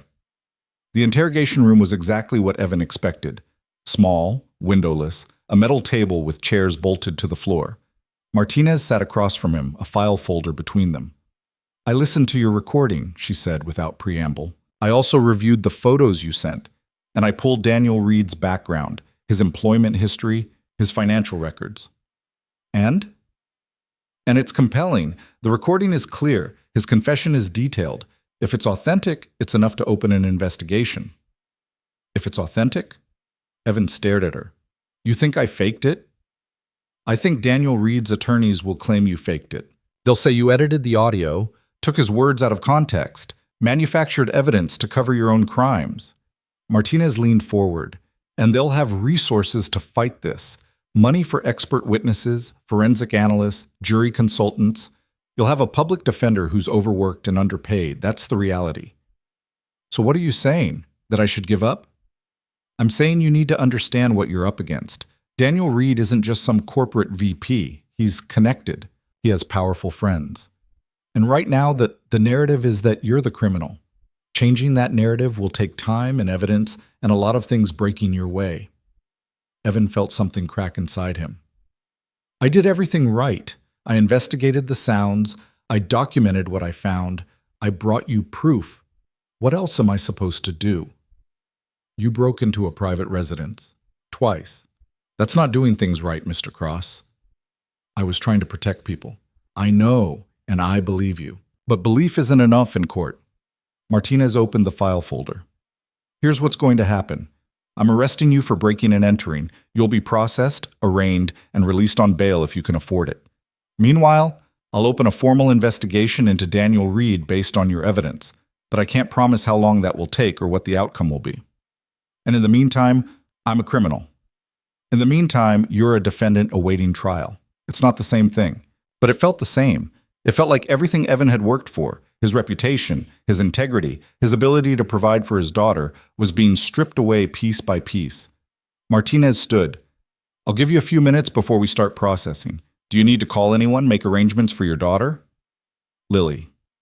He needed to call Mrs. Chen, needed to make sure Lily would be taken care of while he was in custody. The thought of his daughter finding out her father was in jail made him physically sick. Yeah, he said quietly. I need to make a call. Martinez left him alone in the interrogation room. Evan pulled out his phone, they hadn't taken it yet, and dialed Mrs. Chen. She answered on the 4th ring. Evan, I saw the news. Where are you? I'm at the police station. They're about to arrest me. I need someone to watch Lily for a few days. Maybe longer. I'm sorry to ask, but Of course I'll watch her. She can stay with me as long as needed. Don't worry about that. There's money in my bank account. Not much, but enough for food and whatever she needs. I'll give you access. Evan, stop. I'm not worried about money. I'm worried about you. What happened? Did you really break into Mr. Wolf's penthouse again?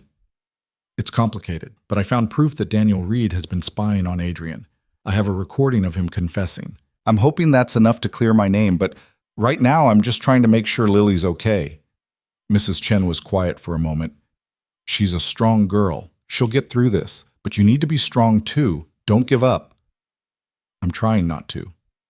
Try harder. That child needs her father. Don't let them take you away from her. After he hung up, Evan sat alone in the interrogation room and let himself feel everything he'd been pushing down for days. The fear, the anger, the overwhelming sense of injustice. He'd tried to do the right thing, and it had blown up in his face. He tried to protect people and ended up destroying his own life. He tried to be the kind of man his daughter could be proud of, and now he was sitting in a police station waiting to be arrested. But he still had the truth. That had to count for something. Martinez returned with the two officers. "It's time, Mr. Cross." They processed him quickly. Fingerprints, mugshot, personal belongings inventoried and locked away. Then they put him in a holding cell with 3 other men, all of them looking as tired and defeated as Evan felt. One guy was sleeping on the bench, another was pacing. The third just stared at the wall. Evan sat on the floor in the corner and tried not to think about Lily waking up at Mrs. Chen's apartment, confused about where her father was. Tried not to think about the motel reservation he'd never use now, the job applications he wouldn't be filling out, the normal life that seemed impossibly far away. Hours passed. The cell got crowded, then emptied, then filled again. Evan was moved twice, processed through more paperwork, shuffled from one holding area to another. Finally, around 6 in the evening, they took him to arraignment. The courtroom was busy, a dozen other cases ahead of his, public defenders huddling with clients, families waiting in the gallery. Evan stood with a lawyer he'd met 5 minutes ago, a woman named Sarah Patel, who looked barely older than 30 and completely overwhelmed. "Okay," she said, reviewing the file quickly. "Breaking and entering, 2 counts. Possible theft of proprietary information, though they're still investigating that. The DA is asking for $50,000 bail. I'm going to argue for release on your own recognizance based on your clean record and community ties." Will that work? Honestly, probably not. But we have to try. The judge called Evan's case. He stood at the defendant's table while the prosecutor laid out the charges, making him sound like a career criminal instead of a security guard who'd made some bad choices. Sarah argued passionately for his release, pointing out his 3 years of employment, his lack of criminal history, his young daughter. The judge listened impassively, then set bail at $25,000. Evan didn't have $25,000. He didn't have $5,000. The bail bondsman wanted 10% up front, which was still more than Evan had in his account. "I'm sorry," Sarah said afterward, her expression genuinely sympathetic. "Is there anyone you can call? Family? Friends?" Evan thought about Derek, who'd already done so much. Thought about Clara, who was fighting her own battles. Thought about his mother, who'd been dead for 6 years and couldn't help even if she was alive. "No," he said, "there's no one." They took him to county jail. He was processed again. Another search, another set of forms. An orange jumpsuit that smelled like industrial detergent and despair. Then they put him in a cell with 2 other inmates, both of them watching Evan like he was prey. "What are you in for?" one of them asked. He was younger than Evan, covered in tattoos with eyes that had seen too much too soon. "Breaking and entering." "First time?" "Yeah." "You'll be all right. Just keep your head down. Don't talk to the guards more than you have to. And don't touch anyone's stuff." Evan nodded, sitting on the thin mattress they'd assigned him. Through the bars, he could see other cells, other inmates, a whole ecosystem of people who'd ended up on the wrong side of the law for reasons ranging from desperation to stupidity to genuine malice. He wondered which category he fell into. That night, lying on the uncomfortable bunk listening to the sounds of the jail around him, Evan thought about everything that had led him here. Joining the army because college wasn't an option. Meeting Lily's mother during his second deployment, thinking they'd build something that would last. Coming home to find her gone and a baby he was solely responsible for. Taking the security job because it came with housing and benefits. Trying to do right by everyone. His daughter, his employer, the people in the building who depended on him. And here he was, in jail. Exactly where he'd tried so hard never to end up. His cellmate, the younger one with the tattoos, spoke from the bunk above. "You got anyone on the outside?" "My daughter. She's 9. "Damn, that's rough. She's staying with family?" "A neighbor, good woman. She'll take care of her." "That's something, at least. My kid's in the system. Haven't seen her in 2 years. The guy was quiet for a moment. "You really break into someone's place?" "Sort of. It's complicated." It's always complicated. That's why we're all here instead of out there. Evan closed his eyes, trying to sleep but knowing it wouldn't come easily. Somewhere in the city, Daniel Reed was probably having dinner at an expensive restaurant, celebrating the fact that he'd successfully framed the one person who'd discovered his scheme. Somewhere, Adrian Wolfe was continuing his life completely unaware that his most trusted executive had betrayed him. Somewhere, Lily was going to bed without her father there to read to her. And Evan was here, in a cell that smelled like bleach and sweat, waiting for a system that had already failed him to somehow deliver justice. But he wasn't giving up. Not yet. The next morning, they brought him to a phone. Evan called Detective Martinez. "Mr. Cross, how are you holding up?" "I've been better. Did you find anything else? Any corroboration for what I sent you?" "We're working on it. We executed a search warrant on Daniel Reed's office this morning. We're looking for the equipment, financial records, anything that connects him to the surveillance devices." And it takes time. These things don't happen overnight. "I don't have time. My daughter needs me. I need to get out of here." "I understand, but unless you can make bail—" "I can't make bail. You know I can't." Evan's frustration boiled over. This is exactly what Daniel wanted. Me locked up, discredited, unable to fight back while he destroys evidence and covers his tracks. "We're doing everything we can, Mr. Cross. I promise you that." "It's not enough." He said it flatly, because it was true. It's not enough, and we both know it. After he hung up, Evan sat in the common area with a dozen other inmates, watching TV news that mostly ignored them, playing cards with guys who had nowhere else to be. The hours crawled by. Lunch was served. Something that might have been meat, might have been something else entirely. Evan ate it because he needed energy, not because it was food worth eating. Around 2 in the afternoon, a guard called his name. "Cross, you have a visitor." Evan's heart jumped. Maybe Mrs. Chen bringing news about Lily. Maybe Sarah Patel with updates on his case. Maybe it was Clara. She sat across from him in the visitation room, separated by plexiglass, looking as tired and worn as Evan felt. She picked up the phone on her side, and Evan picked up his. "You shouldn't be here," he said. "I know. They told me not to contact you, but I don't care anymore. I'm already fired. They officially terminated me this morning." "Clara, I'm so sorry."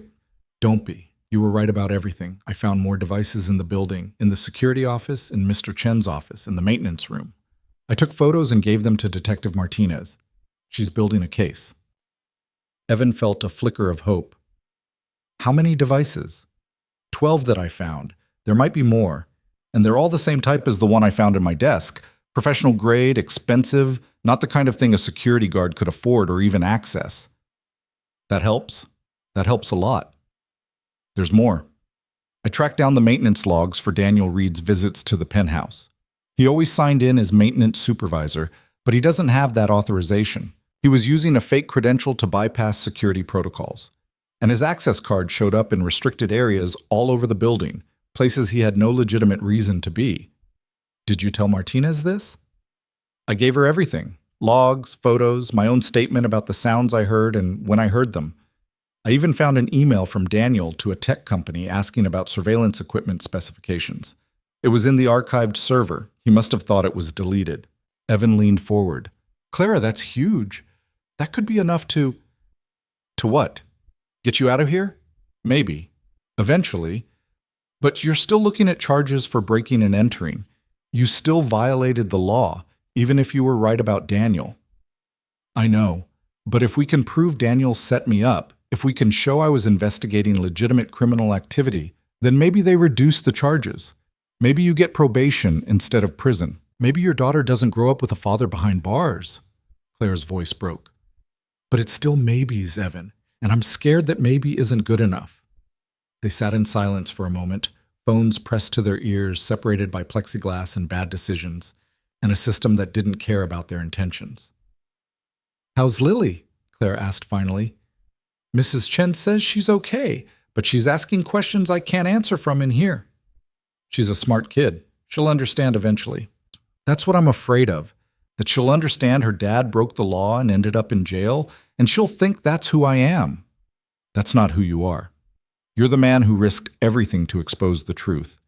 You're the man who protected people even when it cost you everything. Don't forget that, and don't let her forget it either." After Clara left, Evan went back to his cell and lay on his bunk, staring at the ceiling. 12 devices, fake credentials, emails about surveillance equipment. It was all adding up, all pointing to Daniel Reed as the architect of a massive corporate espionage operation. But would it be enough? Would a jury believe that Evan had been investigating rather than participating? Would a judge care that his intentions were good, even though his methods were illegal? He didn't know. And not knowing was the worst part. That night, the guard called his name again. "Cross, your lawyer's here." Sarah Patel sat across from him in the consultation room, looking more energized than she had at arraignment. "I have news," she said. "Detective Martinez called me an hour ago. They searched Daniel Reed's apartment and found equipment matching the devices you photographed. They also found files, encrypted files, containing surveillance footage from multiple locations in the Pinnacle Tower. They found proof. They found evidence, which isn't quite the same thing, but it's close. The DA's office is reviewing everything. They're considering bringing charges against Daniel for wiretapping, corporate espionage, and obstruction of justice." "What about my charges?" "Still pending. But here's the thing. If the DA prosecutes Daniel, they'll need your testimony. You're their star witness. That gives us leverage. We can negotiate a plea deal, maybe get your charges reduced or dismissed in exchange for your cooperation." "How long will that take?" "Weeks, maybe months. These things move slowly." "I don't have weeks. I need to get out of here now. My daughter needs me." Sarah's expression softened. "I know. I'm working on it. But the legal system doesn't care about our timelines. It operates on its own schedule, and right now, that schedule says you wait." After she left, Evan called Mrs. Chen again. She put Lily on the phone. "Daddy?"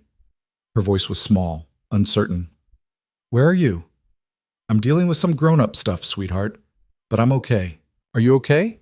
"Mrs. Chen is nice. She made me soup, but I miss you. I miss you too, more than you know. When are you coming home?" Evan closed his eyes. "Soon, I promise, as soon as I can. Are you in trouble?" "The kids at school said you're in jail. They said you're a criminal." "I'm not a criminal, Lily. I made some mistakes, but I was trying to help people.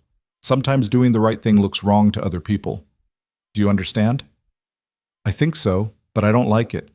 "I don't like it either. But we're going to get through this. Both of us. We're strong, remember?" "I remember." Her voice was barely a whisper. "I love you, Daddy." "I love you too, sweetheart. Don't ever forget that." He hung up before he started crying. Sat there in the hallway with the phone in his hand, other inmates waiting their turn, guards watching with expressions that ranged from boredom to pity. This was rock bottom. This was what happened when you tried to fight a system designed to protect the powerful and punish everyone else. This was the cost of integrity in a world that rewarded corruption. But even at rock bottom, Evan Cross wasn't done fighting. Not yet. Not ever. 3 days in county jail felt like 3 weeks. Evan marked time by meals. Breakfast that tasted like cardboard, lunch that looked like something scraped off a cafeteria floor, dinner that he couldn't identify but ate anyway because hunger didn't care about quality. He spent hours in the common area watching other inmates play cards, argue over the TV remote, or just sit in silence staring at nothing. Some of them had been here for months awaiting trial. Some talked about their cases like they were discussing the weather. Others didn't talk at all. Evan tried to stay busy. He worked out in the small exercise yard when they allowed it. Push-ups, sit-ups, anything to burn off the anxiety crawling under his skin. He read paperback novels from the jail library, mysteries and thrillers where the good guys always won in the end, which felt like fiction in more ways than one. And he waited for news that never seemed to come fast enough. On the 4th morning, Sarah Patel showed up during visiting hours looking actually excited for the first time since they'd met. "They arrested Daniel Reed," she said before Evan could even sit down. "This morning.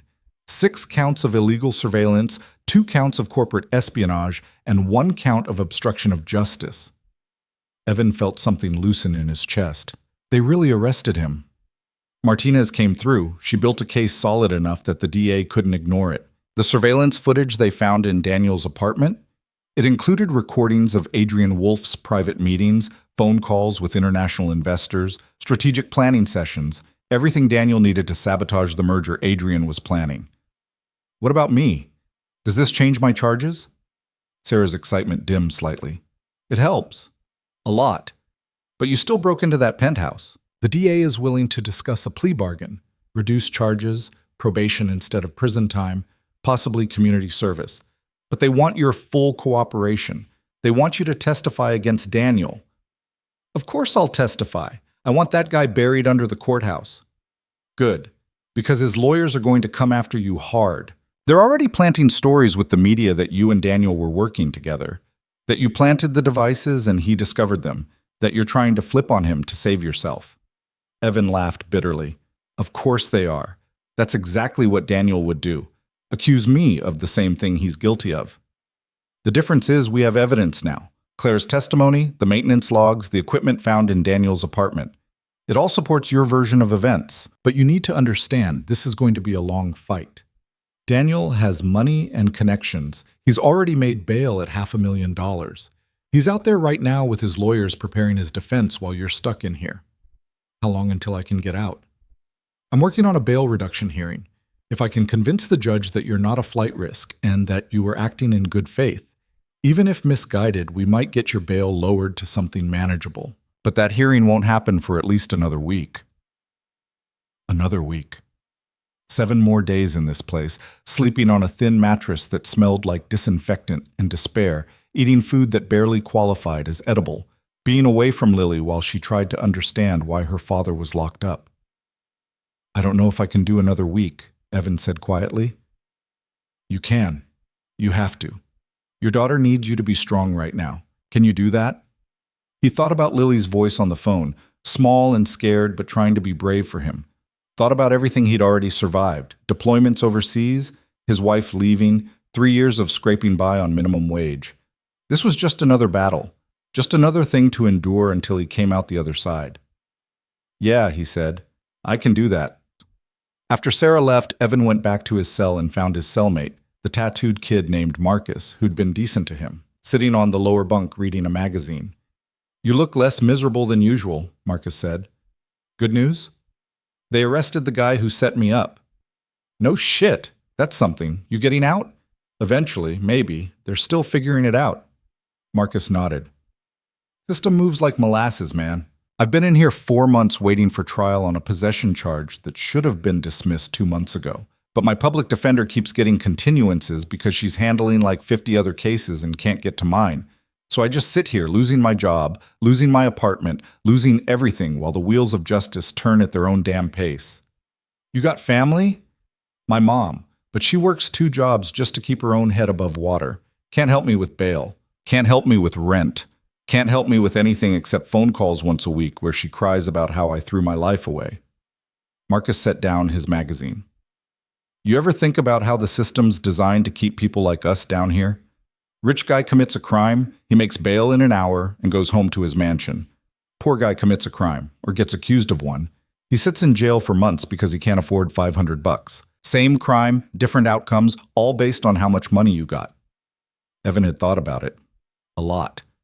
Especially in the past few days when he'd watched other inmates get released on bail while he stayed locked up because he couldn't afford what amounted to pocket change for someone like Adrian Wolfe or Daniel Reed. Yeah, Evan said. I've thought about it. And what'd you conclude? That the system's broken, but I don't know how to fix it. Nobody does. That's the problem. That afternoon, Evan got another visitor. This one surprised him. Adrian Wolfe sat across from him in the visitation room, looking uncomfortable in his expensive suit, like he'd never been in a place this institutional before. He picked up the phone slowly, and Evan did the same. Mr. Cross. Mr. Wolfe, didn't expect to see you here. I didn't expect to be here, but Detective Martinez called me yesterday, explained what you found, what Daniel was doing. Adrian's jaw tightened. I need to apologize. Evan almost laughed. You need to apologize. You had me arrested, fired, investigated, and publicly humiliated. An apology seems kind of insufficient. I know, but I'm offering it anyway. I was wrong about you. I let my paranoia and my assumptions cloud my judgment. I saw you in my penthouse with a knife, and I jumped to conclusions instead of listening to what you were trying to tell me. You thought I was a criminal. I thought everyone was a criminal. That's how I've lived my entire life. trusting no one, assuming the worst, protecting myself above everything else. And because of that, I missed what was happening right under my nose. Daniel had been stealing from me for months. Not money, information. My strategies, my plans, my private conversations. Everything I needed to close the biggest deal of my career, he was feeding to my competitors. Evan studied Adrian through the plexiglass. The man looked genuinely shaken, like he'd just realized his entire worldview was built on sand. "Why are you telling me this?" Evan asked. "Because you deserve to know, and because I want to make this right." Adrian leaned forward. "I'm paying your bail, all of it. You'll be released today." Evan stared at him. "Why would you do that?"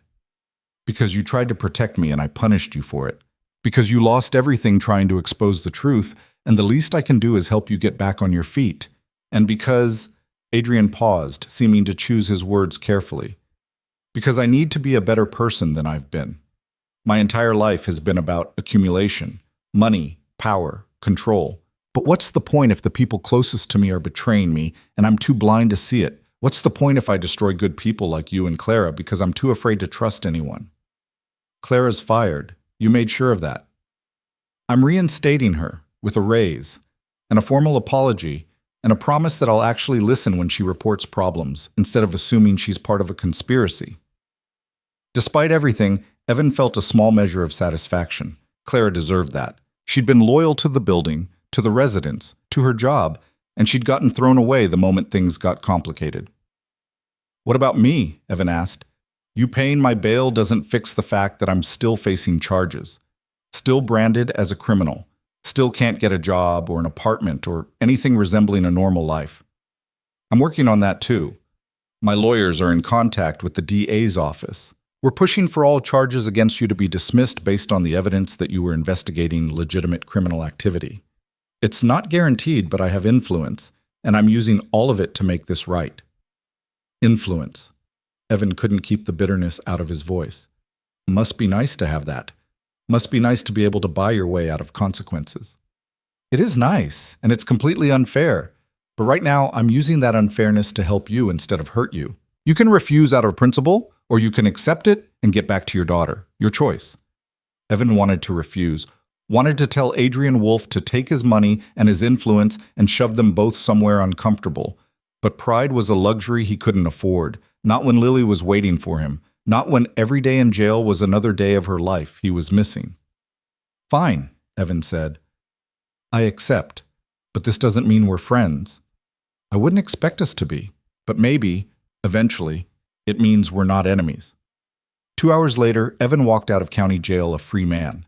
The afternoon sun felt harsh after days of fluorescent lighting, and the noise of the city was overwhelming after the contained quiet of the jail. He stood on the sidewalk for a moment, just breathing fresh air that didn't smell like bleach in desperation, trying to orient himself to being outside again. A car pulled up. Derek was driving, Jennifer in the passenger seat. They both got out and Jennifer hugged Evan hard enough to crack ribs. "You look terrible," she said, pulling back to study his face.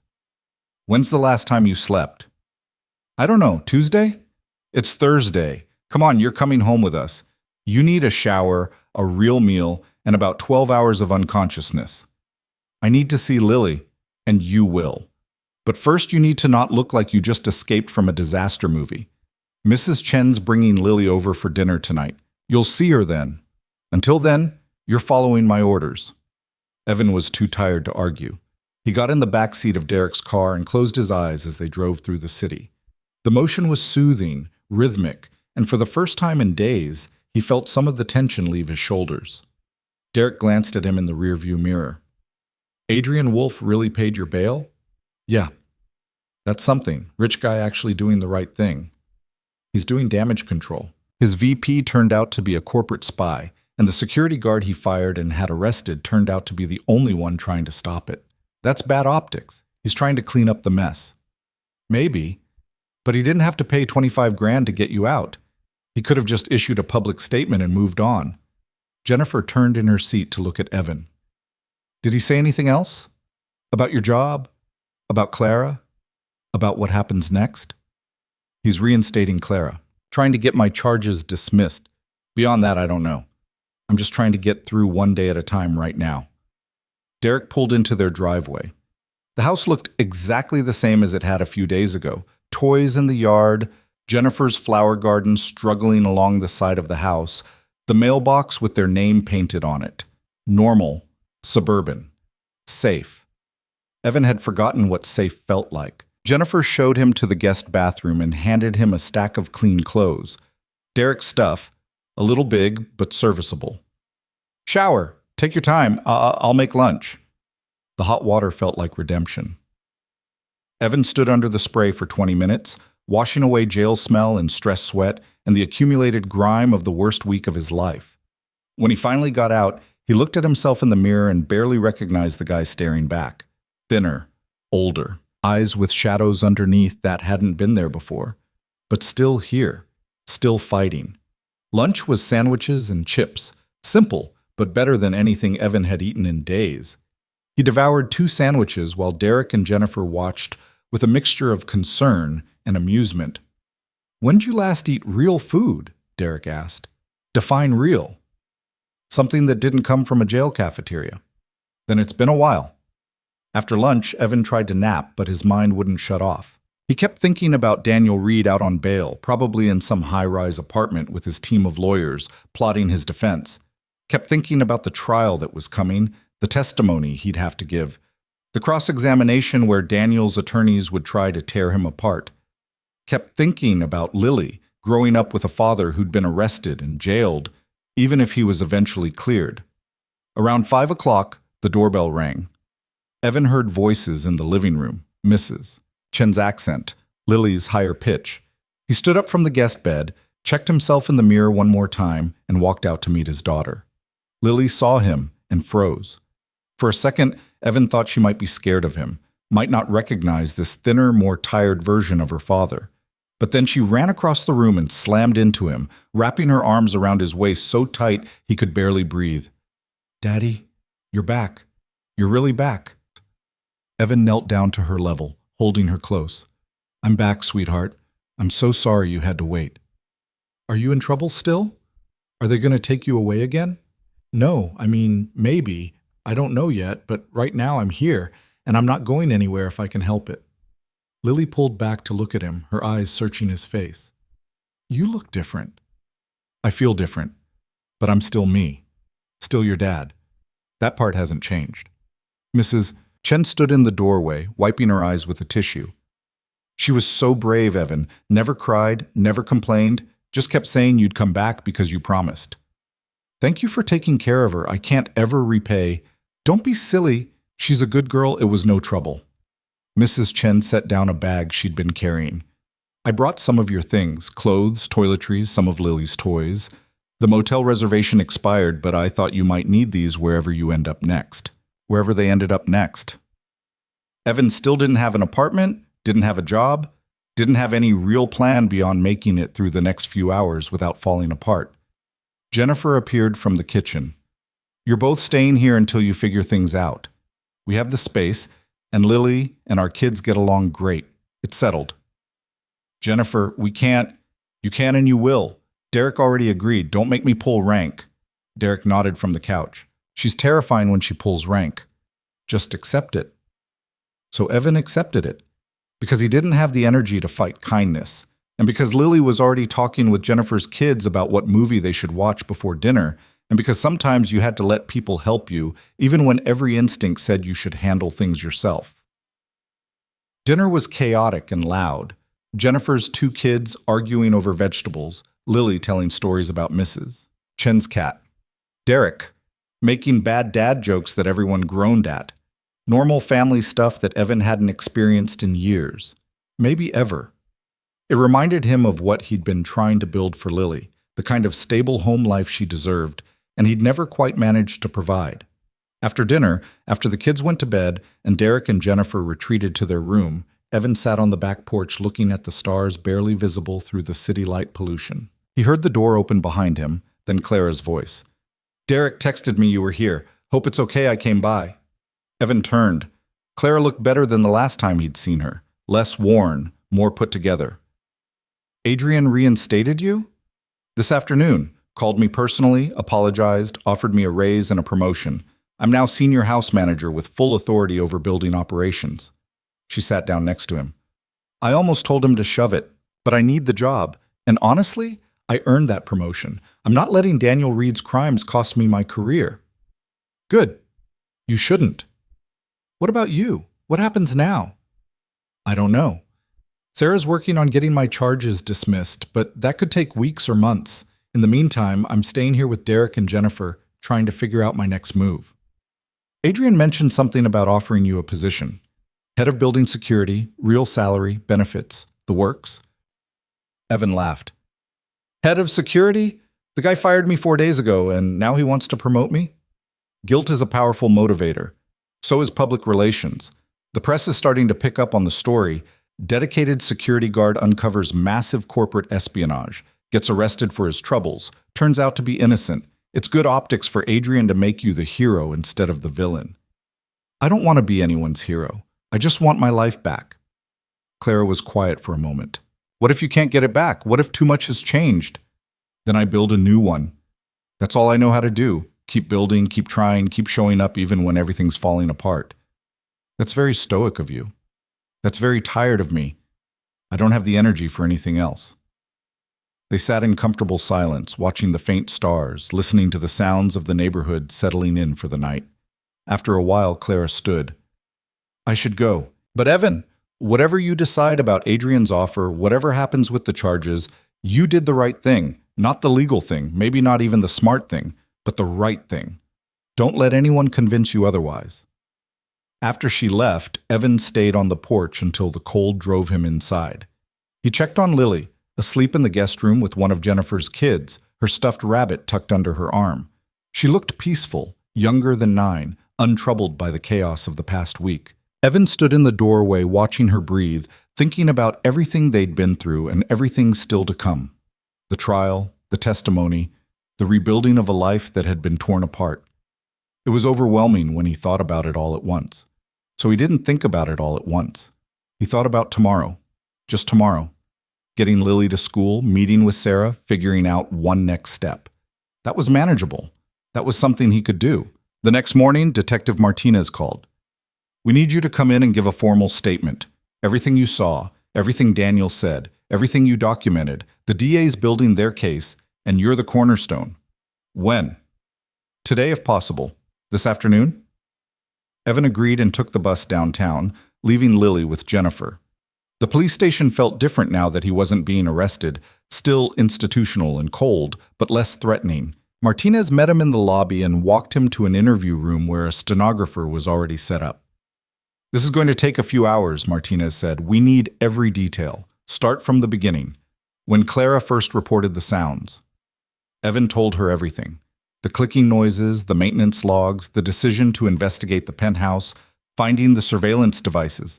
The confrontation with Daniel. He described the equipment, repeated Daniel's confession as accurately as he could remember, explained why he'd gone back to the penthouse a second time, even though he knew it was illegal.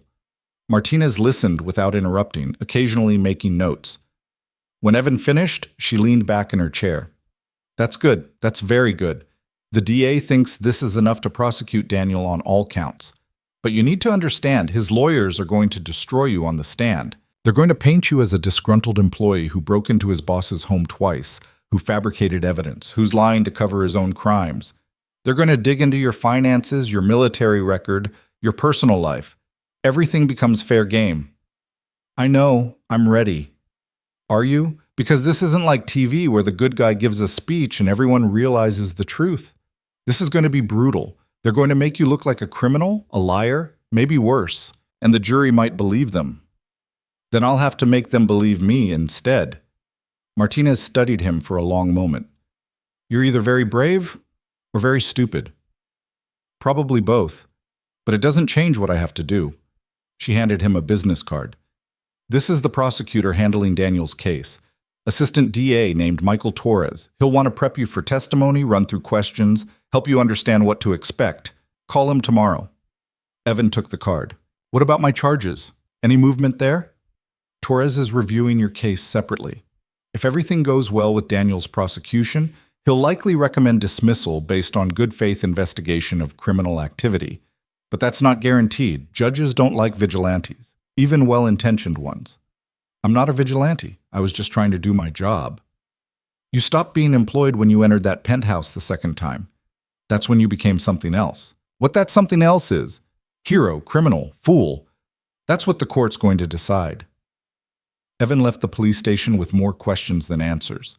He stopped at a coffee shop, ordered something cheap, and sat by the window watching people walk past. Normal people living normal lives, going to normal jobs, dealing with normal problems. He envied them. He envied their ordinariness, their lack of complications, their ability to go through a day without wondering if they'd end up in jail. His phone rang. Sarah Patel. I have news. The bail reduction hearing got moved up. Tomorrow morning, 9 o'clock.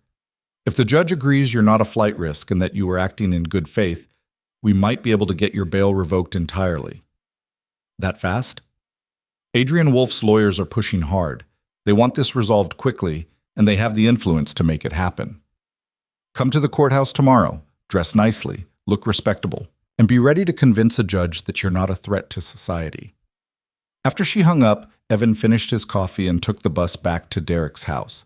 Lily was in the backyard playing with Derek's kids, her laughter carrying through the open windows. Normal kid stuff.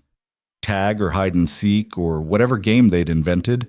She looked happy, unburdened, like the past week hadn't happened. Evan wished he could feel the same. That night, he borrowed one of Derek's dress shirts and a tie, practiced in the mirror trying to look like someone a judge would trust.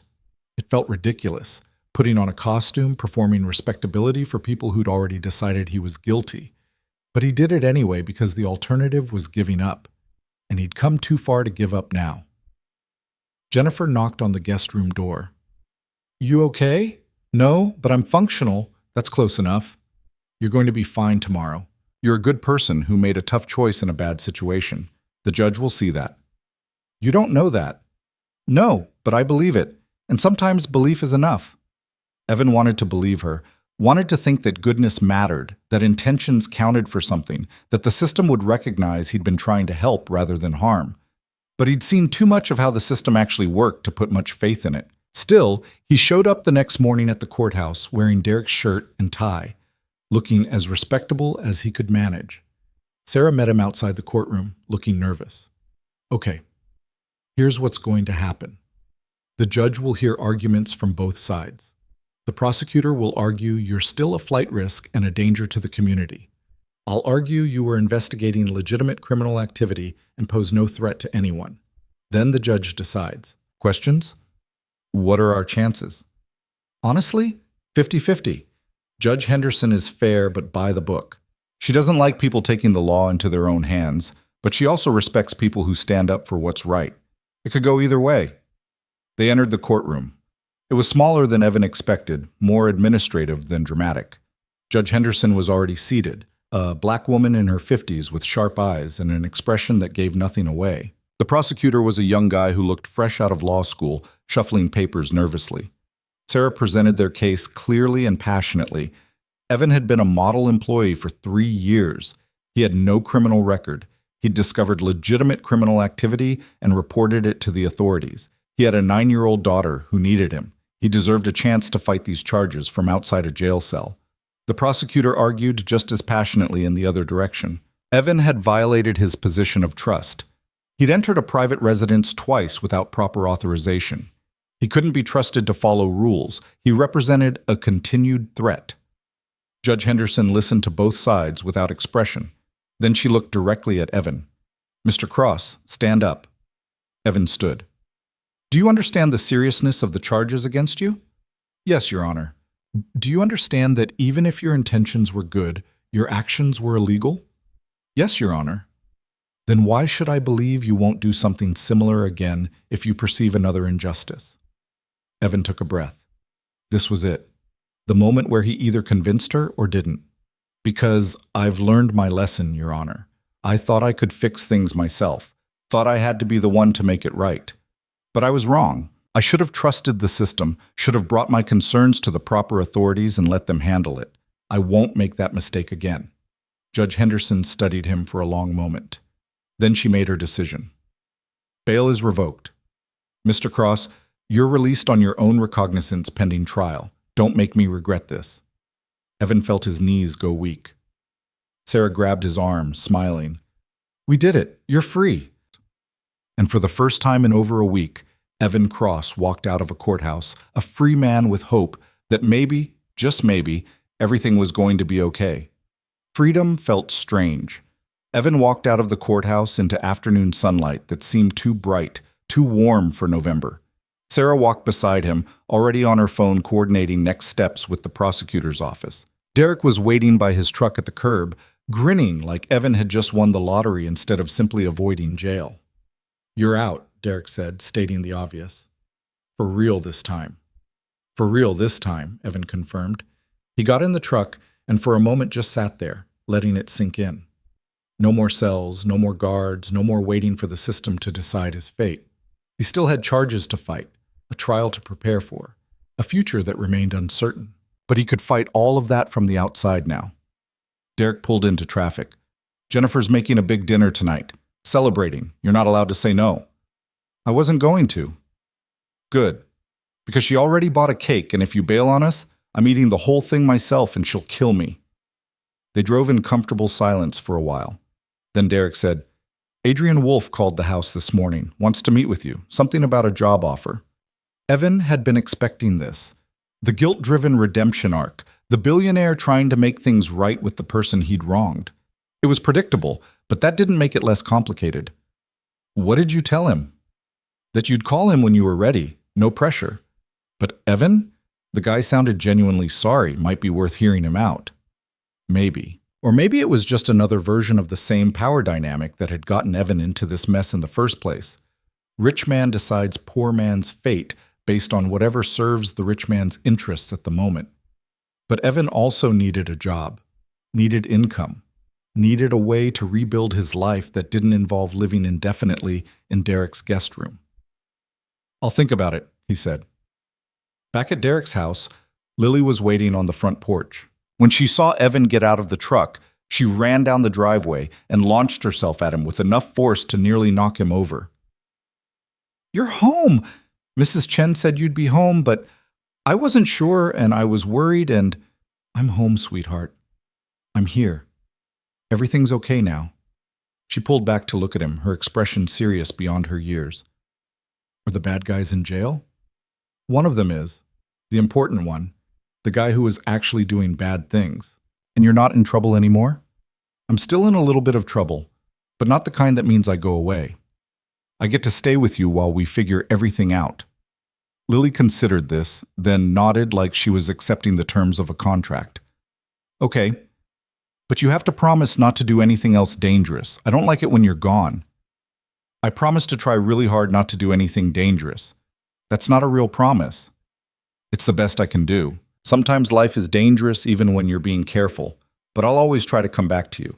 That part's a real promise. She seemed to accept this. They went inside where Jennifer had indeed prepared enough food for a small army. Roast chicken, mashed potatoes, 3 different vegetables, homemade rolls, and a chocolate cake sitting prominently on the counter. This is too much, Evan said. It's exactly enough, Jennifer corrected. You've had the worst week of your life. You deserve excessive carbohydrates and chocolate. Sit down and let me feed you. Dinner was loud and chaotic in the best way. Derek's kids told stories about school. Lily talked about a science project she was working on. Jennifer kept refilling plates before anyone could finish what they had. Normal family dinner, the kind Evan had always wanted to give Lily, but had never quite managed on his own. After dinner, after the kids went to play and Jennifer started cleaning up despite Evan's protests that he should help, Derek pulled him aside. So what's the actual plan? Not the polite version you tell people, the real version. Evan leaned against the kitchen counter. I don't know. Wait for the trial, hope the charges get dismissed, figure out employment that doesn't involve references from a building I was fired from. Try to find an apartment that will rent to someone with an eviction and pending criminal charges on their record. That's not a plan. That's a list of problems. Yeah, well, that's where I'm at right now. Derek was quiet for a moment. Adrian's offer. You should at least hear it. I know you don't want to owe him anything, and I get that. But sometimes accepting help isn't the same as admitting defeat. Sometimes it's just being smart. Since when are you the voice of pragmatism? Since I watched my best friend get chewed up by a system that doesn't care about good intentions. You need allies right now, Evan. Even imperfect ones. Especially imperfect ones. Evan knew Derek was right. Pride was expensive, and he couldn't afford it. He pulled out his phone and found the number Adrian had left with Derek's wife. Dialed before he could overthink it. Adrian answered on the second ring. Mr. Cross, I'm glad you called. Oh, Derek said you wanted to talk. I do. Can you come by the building tomorrow? My office? Noon. I have a proposal I think you'll want to hear. This about the job Clara mentioned? Among other things. Will you come? Evan almost said no out of reflex. But Derek was watching him, and Lily was laughing in the next room, and he needed to start making decisions based on reality instead of wounded pride. I'll be there, he said. The next morning, Evan borrowed another of Derek's shirts and took the bus to the Pinnacle Tower. The building looked exactly the same as it had 2 weeks ago. Same marble lobby, same floor-to-ceiling windows, same expensive minimalism that screamed wealth. But Evan felt different walking through those doors. Not as an employee, not as a resident, but as something else entirely. The concierge at the desk recognized him and did a double-take. Mr. Cross, I thought you were, we heard. It's complicated, Evan said. I'm here to see Mr. Wolf. Right, yes. He said you'd be coming. Take the executive elevator to the 45th floor. His assistant will meet you. The executive elevator was nicer than the service elevator Evan had used for 3 years. Paneled in dark wood, soft lighting, a gentle mechanical hum instead of the grinding noise he was used to. He rode up alone, watching the floor numbers climb, trying to prepare himself for whatever this meeting was going to be. The 45th floor was all glass and chrome, modern corporate aesthetic designed to intimidate. Adrian's assistant, a polished woman in her 30s, greeted Evan with professional warmth and led him to a corner office with windows overlooking the city. Adrian stood when Evan entered, gesturing to a chair across from his desk. Thank you for coming. Can I get you anything? Coffee? Water? I'm fine. Let's just talk. Adrian sat back down, folding his hands on the desk. He looked tired, Evan noticed. Older than his 38 years. Like the past week had aged him too. I've spent the last few days thinking about trust, Adrian began. About how I've built my entire life around not trusting anyone. Every relationship, every business deal, every interaction, I approached them all from a position of suspicion. And I thought that made me smart, protected. But it just made me lonely, and blind to the people who actually deserved my trust. Is this going somewhere? Evan asked. Because if you brought me here just to philosophize, I brought you here to offer you a job. Head of security operations for all my properties. Not just this building, all of them. 6 locations across the city. Real salary, full benefits, budget to hire and train your own team. You'd report directly to me. Evan stared at him. You want to make me head of security after you had me arrested and publicly humiliated. I want to make things right, and I want someone I can trust running security for my properties. Someone who proved they'll do the right thing even when it costs them everything. That's you. Or you want good PR. Former security guard wrongfully accused gets promoted by guilty CEO. Makes you look magnanimous instead of paranoid. That's part of it, Adrian admitted. I'm not going to lie and say this is purely altruistic. My reputation took a hit when the Daniel Reed story broke. People are questioning my judgment, my leadership, my ability to manage my own company. Bringing you back, publicly supporting you, showing that I can admit mistakes and make amends. Yes, that helps my image. But it also happens to be the right thing to do. Those two things aren't mutually exclusive. Evan looked out the window at the city sprawled below. From up here, everything looked small, manageable, under control. But he knew better. Down there at street level, life was messy and complicated, and nothing was under control at all. What about my charges? He asked. I'm still facing trial for breaking and entering. Michael Torres, the DA prosecuting Daniel, he's agreed to recommend dismissal of all charges against you in exchange for your testimony. Judge still has to approve it, but Torres says it's likely. You helped put Daniel away. They let you walk, clean record. Just like that. Just like that. Assuming you testify, assuming Daniel gets convicted, assuming the judge agrees with Torres's recommendation, nothing's guaranteed, but it's the best path forward. Evan turned back to face Adrian. Why do you really want to hire me? Not the PR answer, not the redemption narrative, the real reason. Adrian was quiet for a long moment. Then, because you scared me. That night in my penthouse, finding you there with that knife, I was genuinely afraid. And I realized I'd built my life in a way that made me afraid of everyone. Staff, employees, even people trying to help me. That's no way to live. So I need someone around me who I can actually trust. Someone who's already proven they won't betray me even when I give them every reason to. It was probably the most honest thing Adrian had ever said to him. Evan could see the vulnerability underneath the corporate polish, the fear that had driven all of Adrian's worst decisions. I need time to think about it, Evan said. Take all the time you need. The offer stands. Evan stood to leave, then paused. One question. Did you know? About Daniel, about what he was doing. Did you have any suspicions before all this? Adrian's jaw tightened. I should have. Looking back, there were signs. Times he knew things he shouldn't have known, meetings he attended that I hadn't invited him to, decisions that benefited him more than they benefited the company. But I trusted him. Completely. And that trust blinded me to what was right in front of my face. That's the risk of trusting people. Sometimes they betray you. And the risk of not trusting people is that you end up alone with enemies you created yourself. I'm trying to find a middle ground. It's harder than I expected. Evan left the office and took the elevator back down to the lobby. He stood in the marble entryway for a moment, looking around at the building where he'd worked for 3 years, lived for 3 years, lost everything, and then found something he hadn't expected. Clara appeared from the hallway leading to the back offices. She smiled when she saw him. Heard you had a meeting with the big boss. How'd it go?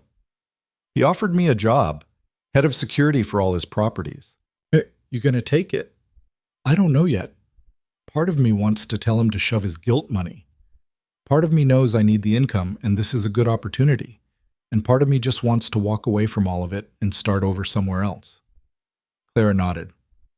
Those are all valid parts. For what it's worth, I think you should take it. Not because of Adrian or because of money, but because you're good at this. Security, protecting people, paying attention to things others miss. That's your skill. Might as well use it somewhere that appreciates it. You really got a promotion? Senior house manager, 20% raise. Full authority over building operations. It's everything I've been working toward for 15 years. She smiled, but there was something sad in it. Took almost losing my job to get it. Funny how that works. Yeah, funny. They stood there for a moment, two people who'd been through something terrible together and come out the other side different than they'd started. Clara, thank you for believing me when no one else did, for risking your job to help me find the truth. I couldn't have done this without you. We helped each other. That's what decent people do. We're just not used to it because we spend too much time around indecent people. She checked her watch. I have to get back to work. But Evan, whatever you decide, you'll land on your feet. You're too stubborn not to. Evan took the bus back to Derek's house, his mind churning through everything Adrian had said, everything he needed to decide. When he walked in, Lily was at the kitchen table doing homework. Jennifer was folding laundry, and Derek was fixing something in the garage. Normal domestic scene, the kind of stability Evan wanted to give his daughter. Lily looked up from her math worksheet. Did you get the job? He offered it. I haven't said yes yet. Why not? It's a good job, right? And we could move back into the building. I liked living there. Mrs. Chen's cat lives there. It is a good job, but it's complicated. Everything's complicated with grown-ups. She went back to her math, then added without looking up, but you should take it because you're good at keeping people safe. That's what you do.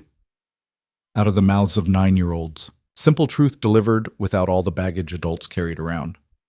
That evening, Evan called Sarah Patel. I need to know the timeline, he said. When's Daniel's trial? When would I need to testify? When would my charges potentially be dismissed?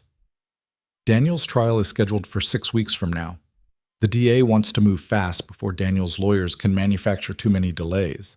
You'd testify probably in the 2nd or 3rd week of trial. If Daniel gets convicted and the judge accepts Torres's recommendation, your charges get dismissed immediately after. So realistically, you're looking at 2 to 3 months before this is fully resolved.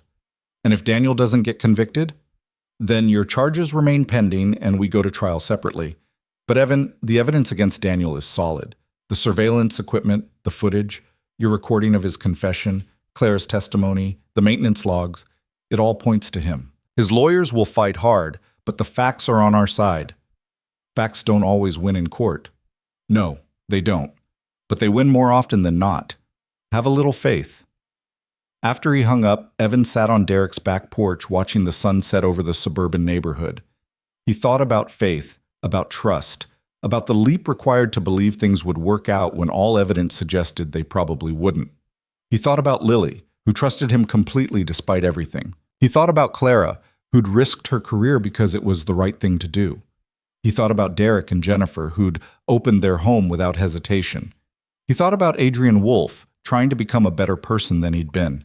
And he thought about himself, a guy who'd spent 3 years working a low-wage job, living in a cramped apartment, doing everything right and getting nowhere, until he'd made one decision that had been both completely right and completely wrong at the same time. Maybe that was how life worked. Maybe everything was simultaneously right and wrong, good and bad, success and failure. Maybe the key was just choosing which version you wanted to focus on. Evan pulled out his phone and called Adrian. "I'll take the job," he said when Adrian answered, "but I have conditions." "Name them." "Clara gets final say on all house management decisions. No overruling her because you're paranoid. You hired her to do a job, let her do it." "Agreed." "I get full autonomy over security operations. You can request changes, but you don't get to micromanage. If you hire me, you trust me." "Also agreed." "And I need an apartment in the building, not penthouse level, not anything fancy, just a 2-bedroom that Lily and I can actually live in. I can pay market rent once my salary kicks in, but I need somewhere to go that isn't a motel or my friend's guest room." "Consider it done." "Anything else?" Evan thought for a moment. "Yeah, one more thing. You apologize to me in front of the entire building staff. Not a private conversation, not a quiet word. A real apology where everyone who saw you have me arrested gets to see you admit you were wrong." There was a pause. Then Adrian said, "That's fair. I'll schedule a staff meeting for next week. You'll have your apology. Then we have a deal. When can you start?" "After the trial. After my charges are dismissed and this is fully behind me. I'm not starting a new job with criminal charges hanging over my head." "Understood. I'll have HR draw up the contract. We'll make it official once you're clear." They hung up. Evan sat there holding his phone, wondering if he'd just made the smartest decision of his life or another terrible mistake. Time would tell. It always did. The next 6 weeks passed in a blur of preparation. Evan met with Michael Torres repeatedly, going over his testimony, rehearsing answers to questions Daniel's lawyers would ask, learning to present himself as credible and trustworthy rather than reckless and criminal. Torres was good at his job, patient, thorough, refusing to let Evan gloss over uncomfortable details. "They're going to ask why you went back to the penthouse the second time," Torres said during one prep session. "They're going to suggest you were planting evidence, that the whole thing was a setup. How do you respond?" "I tell the truth. That I needed proof Daniel was behind the surveillance. That I knew I'd never get that proof through official channels because Daniel had too much influence. That I made a choice to prioritize justice over legality, and I'd make the same choice again." "That's honest, but it makes you sound like a vigilante." "I am a vigilante. That's exactly what I was. But I was a vigilante going after an actual criminal, not an innocent person. That distinction matters." Torres nodded slowly. "Okay, we can work with that. But you need to show remorse for breaking the law, even if you stand by your reasons.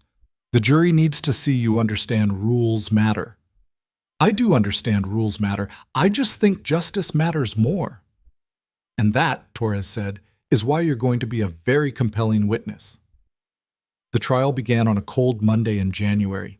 Evan sat in the courthouse hallway with Clara, both of them waiting to be called to testify. The press was out in force. Daniel Reed's arrest had made headlines, and the trial was being covered by every local news outlet and several national ones. Disgraced corporate VP caught spying on his billionaire boss. It had all the elements of a good story. Clara kept twisting her hands in her lap. "I hate this. I hate being here. I hate having to relive all of it. I hate that everyone's going to be staring at me while I talk about things I should have handled differently." You handled it exactly right. You reported what you heard. That's what you were supposed to do. I should have pushed harder. Should have insisted the police investigate instead of just telling you about it. Clara, stop. You did everything you could with the information you had. The rest is on me. I'm the one who broke in. I'm the one who made risky choices. You just tried to do your job. She nodded, but didn't look convinced. A bailiff opened the courtroom door. Clara Hansen, you're up. Clara stood, smoothed her skirt, and walked into the courtroom with her head high. Evan watched her go, proud of her composure, hoping the jury saw what he saw. A dedicated employee who'd tried to do the right thing and gotten punished for it. An hour later, Clara emerged looking exhausted but relieved. They asked so many questions about the sounds, about my relationship with you, about why I didn't call the police directly. Daniel's lawyer tried to make it seem like I was incompetent or lying, but I think I held up okay. You were great. I'm sure of it. The next day, Evan testified. He walked into the courtroom and saw Daniel sitting at the defense table in an expensive suit, looking calm and confident, like this was just another business meeting. Daniel's eyes met Evan's for a brief moment, and Evan saw no remorse there, no acknowledgement of wrongdoing, just calculation and strategy. Torres walked Evan through his testimony systematically. The sounds Clara reported, the decision to investigate, finding the surveillance devices, the confrontation with Daniel, the recording of Daniel's confession. Every detail presented clearly, methodically, building a picture of a security guard who'd stumbled onto criminal activity and tried to expose it.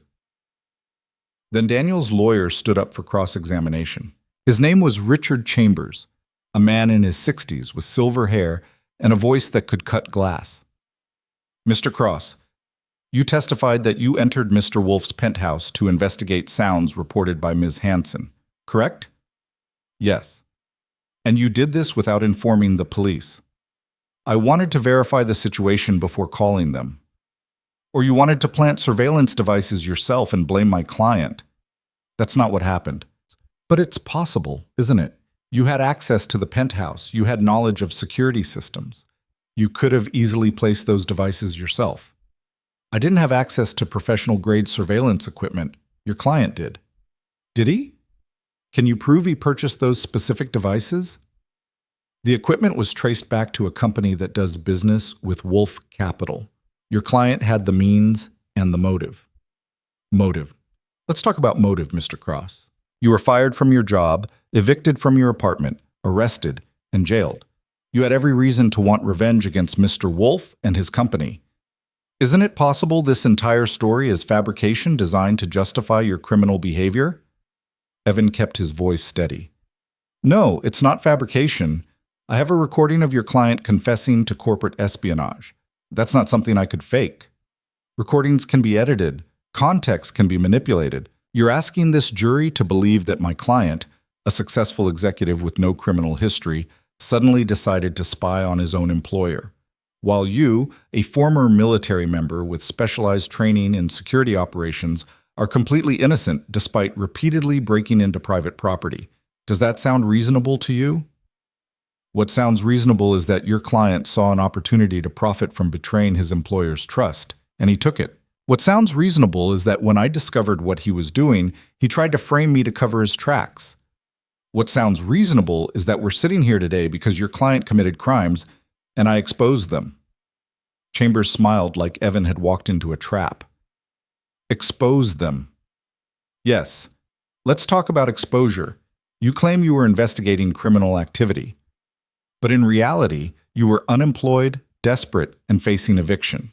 You needed a way to rehabilitate your reputation. So you concocted this elaborate story, planted evidence, and now you're testifying to save yourself from prison. Isn't that the truth? No. That's a story you're telling because the actual truth makes your client look guilty. Your Honor, Chambers said, turning to the judge, I move to strike that response as non-responsive and argumentative. The judge nodded. The jury will disregard Mr. Cross's last statement. Mr. Cross, please answer the questions directly without editorial commentary. Chambers continued hammering at Evan for another hour, attacking his credibility from every angle, suggesting ulterior motives, questioning his decisions.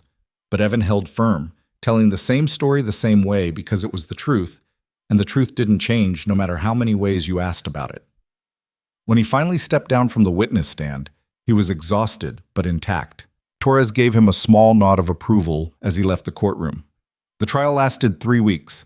The prosecution presented mountains of evidence: the surveillance devices, the footage, the maintenance logs, testimony from experts about the equipment, financial records showing Daniel's connections to Apex Solutions.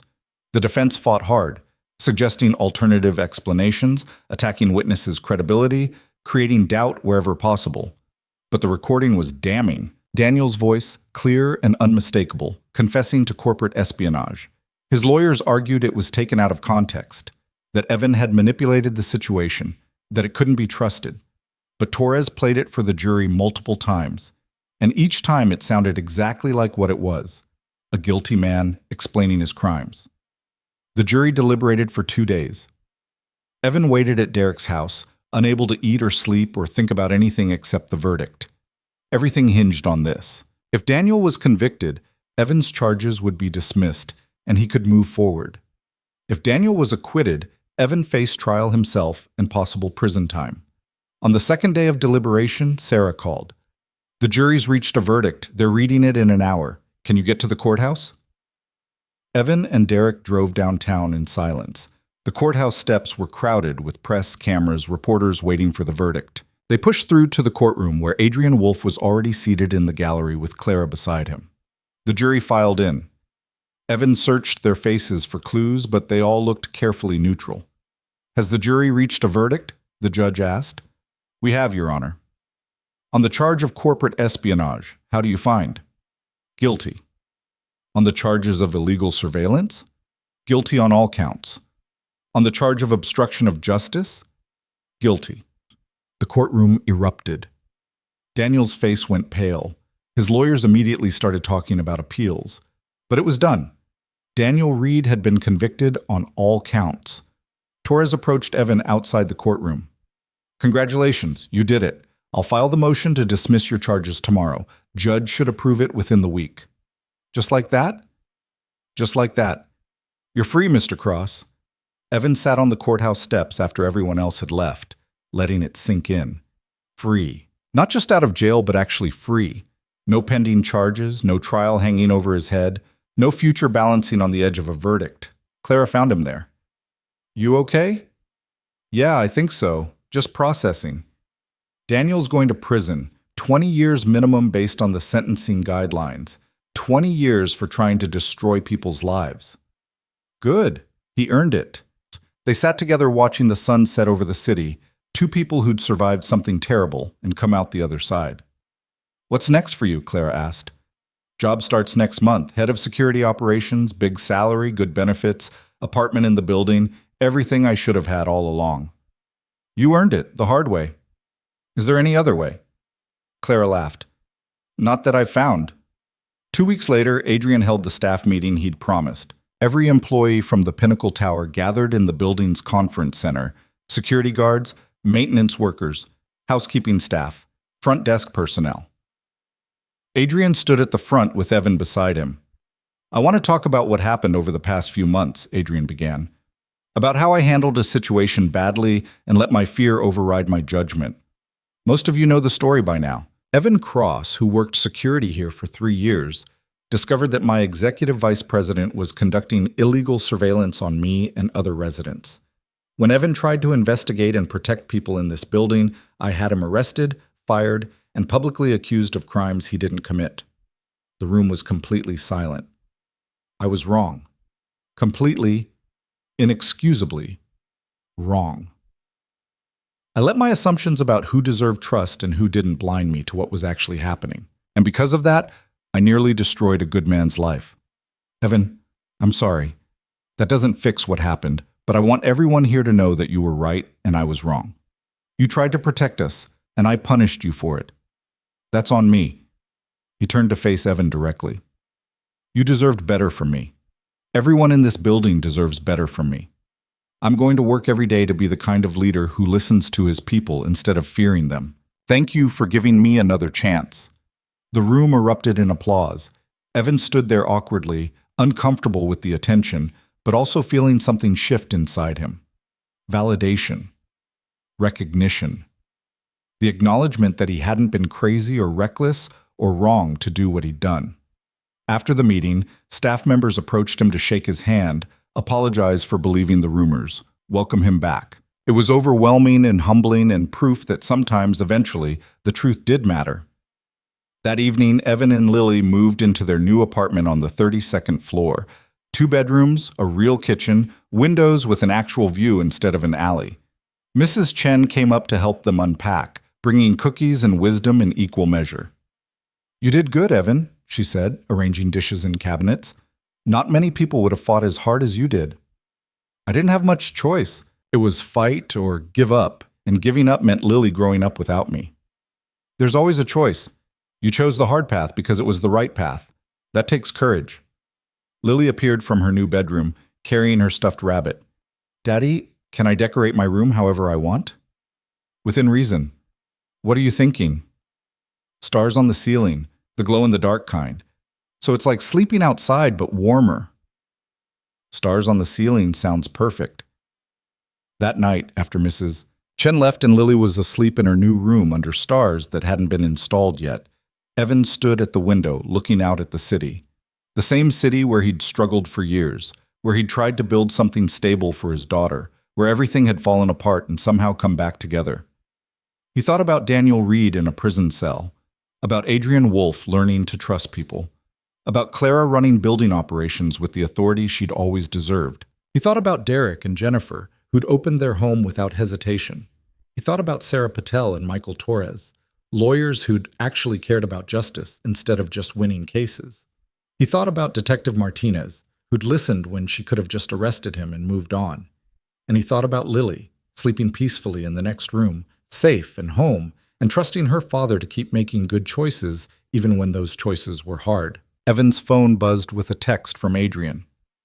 "First day is Monday. HR will have your contract ready to sign. Welcome to the team." Monday. 4 days away. 4 days to prepare for a new job, a new chapter, a new version of his life that looked nothing like what he'd planned, but maybe something better. He texted back, "I'll be there." Then he went to Lily's room, checked that she was covered with her blanket, and stood in the doorway watching her breathe. This was what mattered. Not the job, not the salary, not the vindication or the victory. Just this. His daughter safe and sleeping, trusting that tomorrow would be okay because her father would make sure of it. And for the first time in months, Evan believed he actually could. Monday morning arrived cold and clear. Evan put on a new suit he'd bought with his first paycheck advance, made Lily breakfast, and walked her to the bus stop before heading to his first day as head of security operations. The security office had been completely renovated. New computers, better cameras, upgraded equipment. A team of 5 guards reported to him now, all looking nervous about their new boss. "Okay," Evan said to his team. "Here's how this is going to work. We protect people in this building. That's the job. Not controlling them, not spying on them, not judging them. Protecting them. If you see something wrong, you report it. If someone needs help, you help them. If you're not sure what to do, you ask. Questions?" One of the guards raised his hand. "What if we disagree with management about security decisions?" "Then we have a conversation about it like adults. I have final say, but I want input. You're the people actually doing the work. You know things I don't. Use that knowledge." Another guard spoke up. "What about the situation with Mr. Reed, the whole surveillance thing? How do we prevent that from happening again?" "By paying attention. By not assuming the threat always comes from outside. By understanding that sometimes the most dangerous people are the ones with the most access and the most trust." Evan paused. "And by remembering that our job is to protect everyone, even the people we're supposed to be protecting from.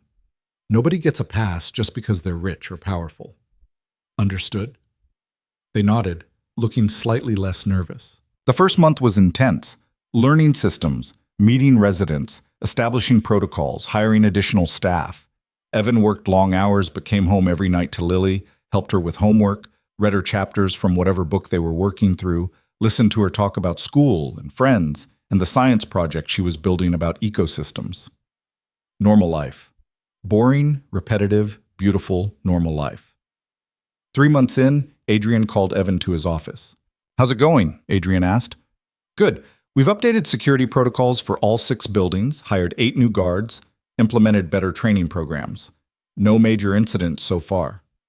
"That's not what I meant. How are you doing? Personally?" Evan considered the question. "I'm okay. Better than okay, actually. Lily's happy, we have a home, I have work that matters. It's more than I had 6 months ago." "I'm glad." Adrian leaned back in his chair. "I've been thinking about what you said during all this, about how I trusted no one, and it made me blind to actual threats. You were right.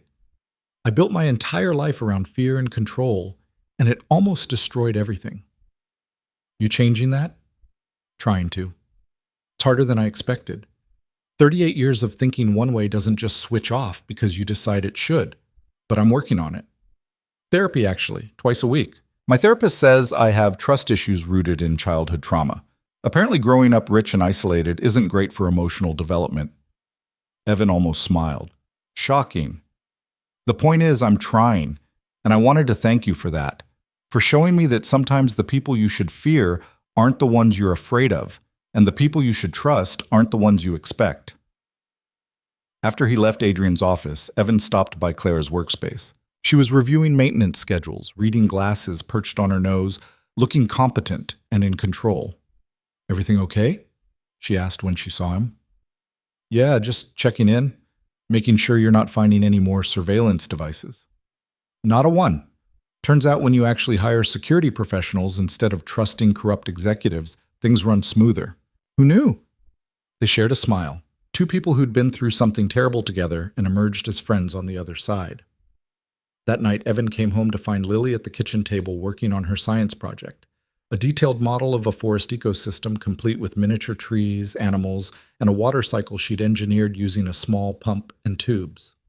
"That's impressive," Evan said, studying her work. "Thanks. I'm entering it in the school science fair. First prize is a trophy and $50. "You're going to win. How do you know?" "Because you're smart and you work hard, and you don't give up when things get difficult. Those are the ingredients for winning." Lily looked up at him. "Is that what you did? With the bad guy and the court and everything? You didn't give up?" "I thought about giving up. A lot. But then I remembered I had you, and giving up would have meant leaving you, so I kept fighting." "I'm glad you kept fighting." "Me too, sweetheart." 6 months after starting his new job, Evan got a letter from the court. Official notification that all charges against him had been formally dismissed, his record expunged, the entire incident legally erased like it never happened. He showed the letter to Lily. "See this?